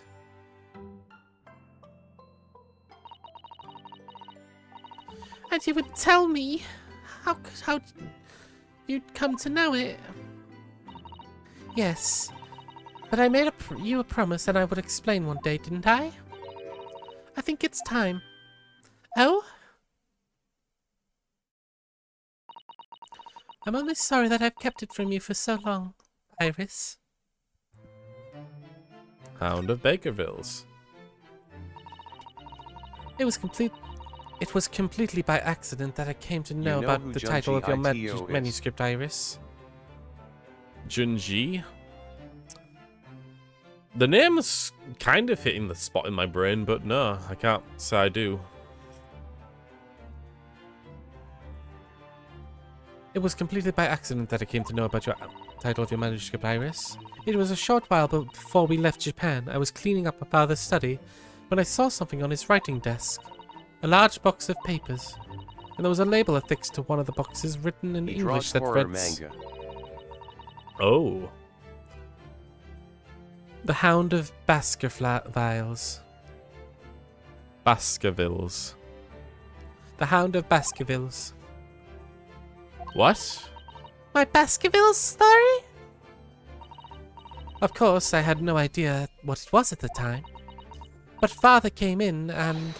Susato, what are you doing? I found his polar opposite LUL. Oh, fuck! I mean, Father!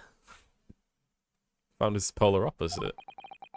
So someone who draws super wholesome, cutesy stuff. Did you look at those papers? No, I simply read the label, that's all. Well, put it out of your mind. Sorry? Forget you ever saw it, and certainly do not tell anyone else about this. Do you understand?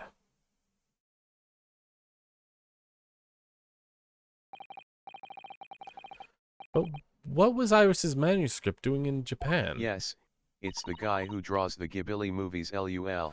Ah. Oh god, the name's eluding me.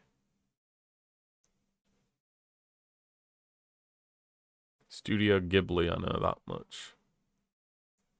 But I don't know the name of the dude that owns it. Can't be Ghibli, can it? I have no idea. But when I heard Iris mention the word Baskerville that day, the title just slipped out. I would never have guessed that it was an unpublished account of one of Mr. Sholmes' exploits.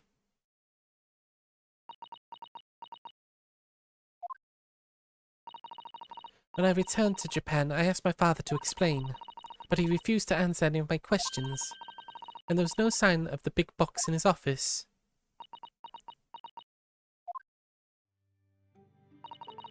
That's really all I know about it.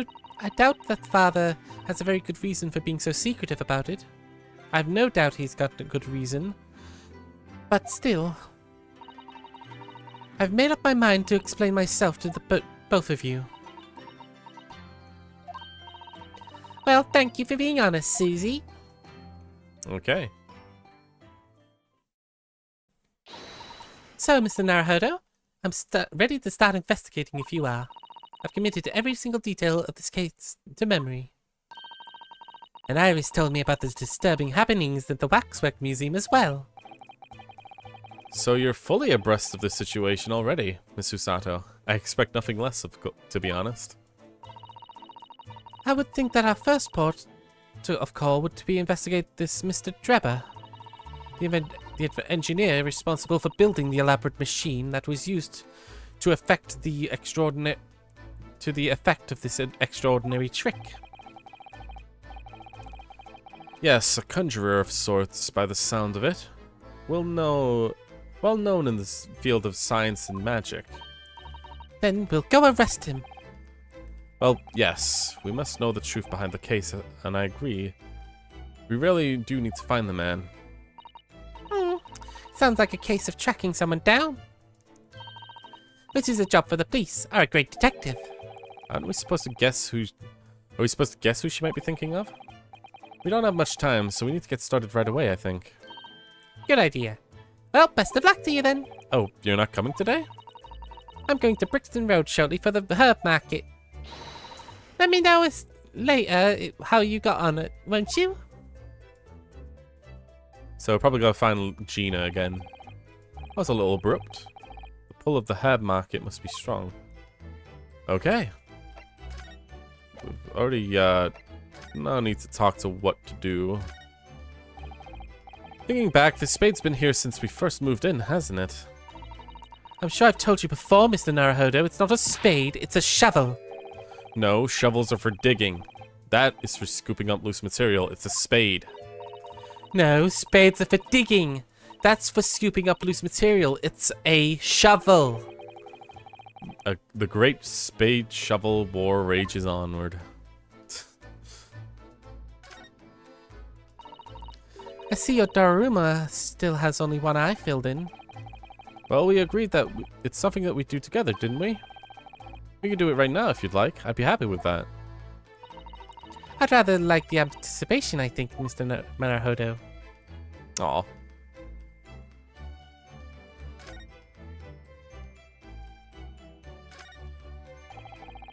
Your room through here is through there. Should be exactly as you left it.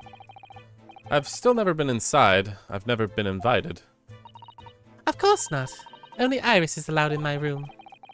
No doubt I'll be hearing you two giggling away in there again. With your fucking girl talks.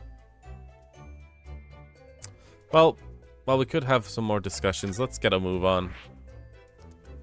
New location has been added. First, the suite. Guessing nothing's gonna be here. Nope. Okay.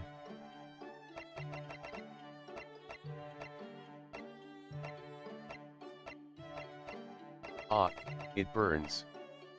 What burns? Maybe the experimentation stage first. Let's see if we can find the detective. 23rd of October. The Great Exhibition Grounds, afoot of the Crystal Tower. Hey! Oh my god, there's a little dog! I had no idea there were so many people in the world. I know what you mean. It's really packed here today. It feels as though they've taken just 2 hours just to make a way through our way through the crowds to this point. Has it? I shut my brain down, so I didn't really notice, to be honest. Gosh, I do wish I had your absence of mind sometimes, Mr. Naruhodo. There you two are. There you are. I had a feeling you'd show your mugs before long. Yep, there you are. Oh, Inspector Gregson. I see you're hard at work as usual. Warm's greetings to you. I do hope you've been keeping well since we last met. What's with all the ceremony? We just saw each other in courtroom this morning. Not you, Sunshine, the gentlewoman so loyally at your side. The thing around your teeth? Are you eating, like, spicy chili or something? Mexican food? Oh, why, thank you, Inspector. How good of you to notice. He might be a bit rough around the edges, but he's still a proper English gentleman at heart, I suppose. As you probably guessed, we're hoping to investigate the scene some more. Oh. God damn, you just... I don't think there's been a day gone by that you haven't told me that you hurt yourself during my streams. Although I do tend to bite the inside of my mouth way too often. Either my tongue or my fricking the sides of my cheeks. Right. Well, that's the young trainee's domain. Oi, get over here, Gina. Too busy playing with the dog. She seems to be busy playing with that puppy. She's probably giving it a traditional East End training. Gina? She's a police officer now? Amazing, isn't it? She's a good kid, actually. Heart's in the right place, anyway. She's got a detection bug, if you ask me. Yep, I think she'll follow in my footsteps nicely. What do you mean? I'm being transferred. It's about time for me to say toodaloo to London. Oh no, really? That's a bit sudden, isn't it? I had no idea. Well, what are you gonna... Where are you going to be posted, then? We'll come see how you've been getting along. Not likely, but you're welcome to try. If you don't mind a trip to France, that is. France? I've been working in the French police prefecture. Should be right up my alley. But France? That's an entirely different country. I don't understand. Why would you be sent there? That's the way the adult world works, Sunshine. You don't go poking your nose where it's not wanted.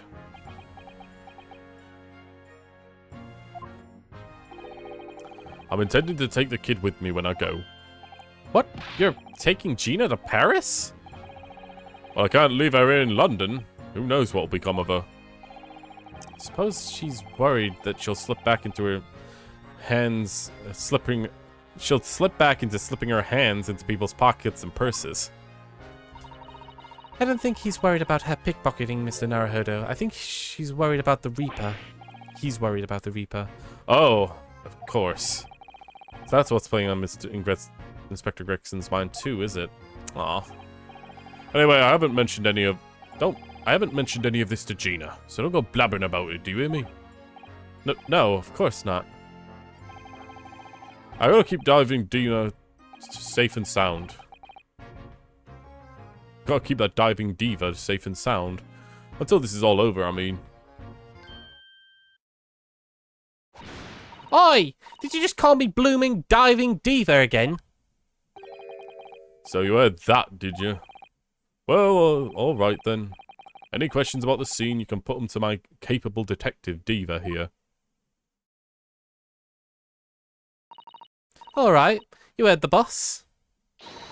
Inspector Lestrade now is in charge here now. Suppose I'd better keep my word and not mention anything about Paris. So, Gina, you got a new dog, have you? Ah! That's cute. Isn't he great? Toby's the name. Oh, how delightful. He's absolutely adorable. Yes, the dog does seem lovely. But it's not so lovely Inspector Gregson that's playing on my mind, to be honest. So hey, you two haven't actually talked yet, have you? Anyway. Let me pet him please, poro sad, poro sad, poro sad. He is a very pettable dog, isn't he? But I have a feeling he's going to be very intertwined with the hounds of Baskersville. Oh boy. It's going to be that kind of case, isn't it? With a dog. Gina. We were actually hoping we could investigate the scene again. No, please. Yeah, alright. If it's around here, you can do what you like. Oh, that's alright, is it? Ah, there he is again. I'm gonna be playing with my new friend here. Please. Ah, yes, Toby. I'm sorry, but you have to ask Gina's permission, and Play I don't know if you're gonna. I don't think she's gonna let you. Oh my god. The machine must have exploded. That exploded must be at the top of these stairs, I presume. I haven't actually seen it yet, so if you don't mind. Sorry, I can't let you go up there, Suze. Oh, Suze. Oh? No, poro sad. It's like I told Dodo yesterday. Even I ain't allowed in that wreck. What's it called again? The reason we ain't supposed to touch it. The Special Dispensation for Scientific Equipment Act. TSDSEA.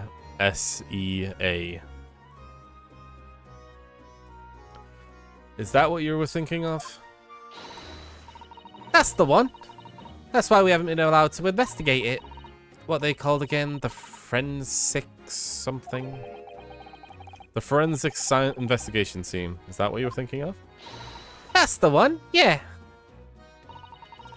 But isn't it the case that the special dispensation has been lifted? I think so. I don't really get it, to be truthful with you. You're still supposed to get permission from some bigwigs, as far as I know. What's his name again? Lord Strange something? I'm not sure that's quite right, Gina. I think you mean Lord Strongheart, perhaps? That's the one, yeah. Apparently he's always watching the time or something. So without Lord Strongheart's express permission, we can't investigate on the stage. Okay.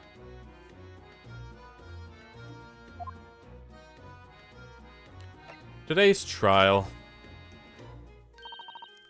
It was great, weren't it?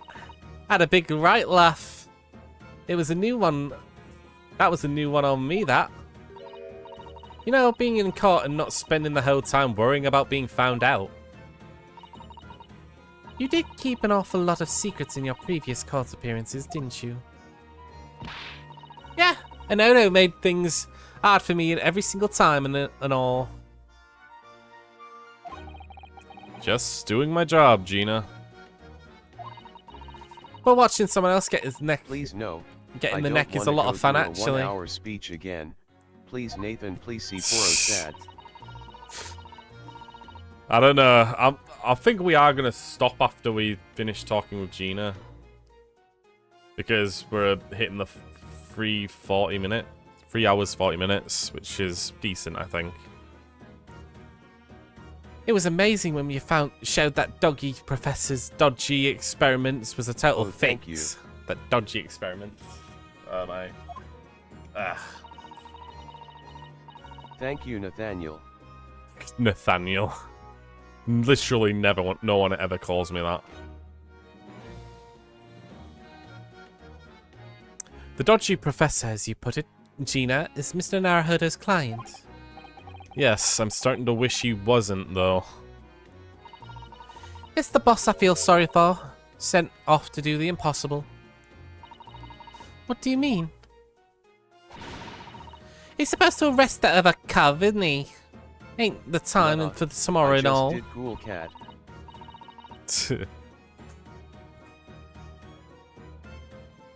It's too posh for me. I am not a poshman.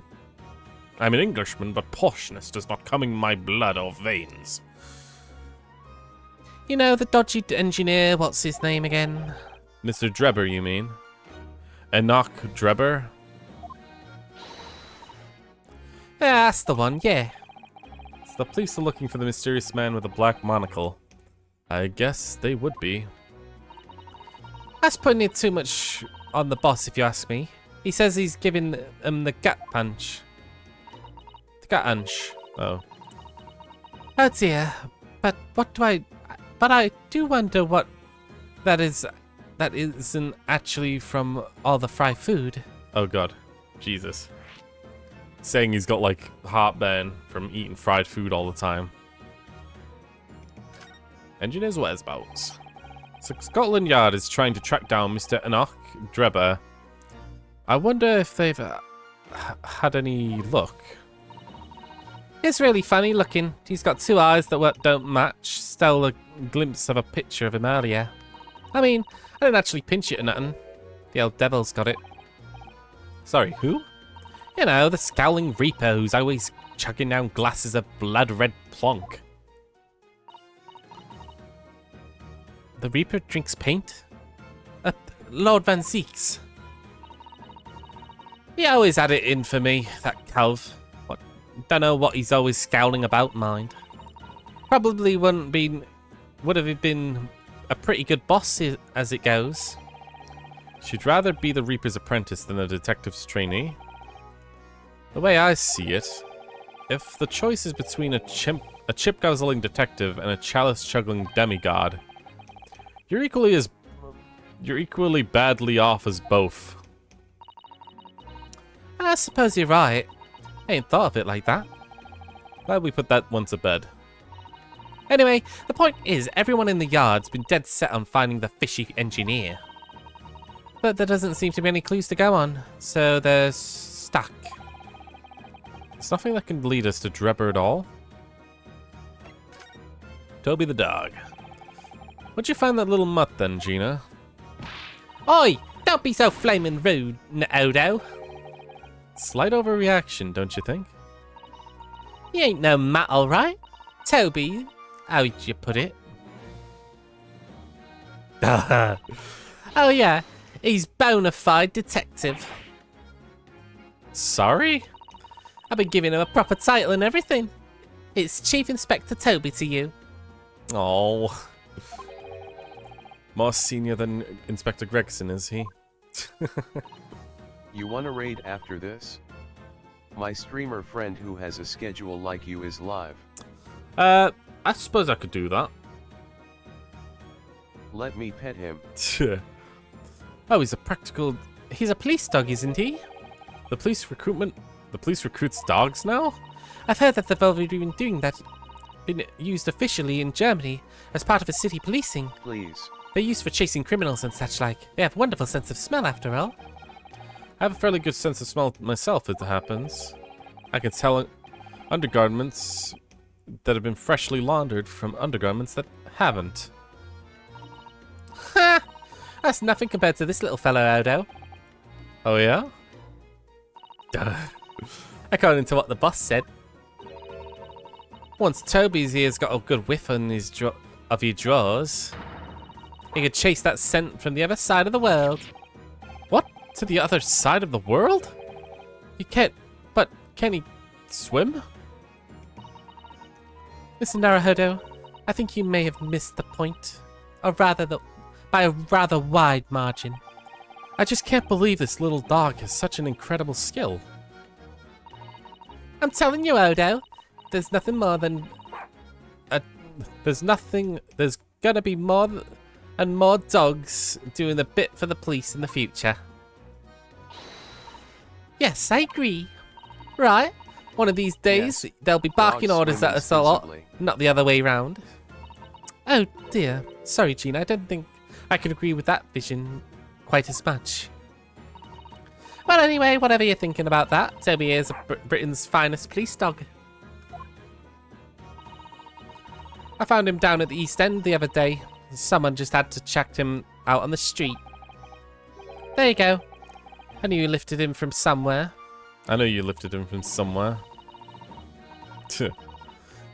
Oh, Gina, you're such a kind-hearted soul, aren't you? To children and to animals. Anyway, that's that then. So, we've talked to Gina, we've got everything. We're probably going to have to show her an item of the dude that we're looking for. But that is it for today. Let's go back to You the like title. the Brooklyn accent too much. I do. Because it's a very common accent in England, specifically Yorkshire, which I'm around. Anyway, that's it for Grace Attorney. Thanks for watching. We've defended our client in trial, and we also had him finally admit that teleportation is not actually scientifically possible. Nevertheless, thanks for watching. Bye-bye!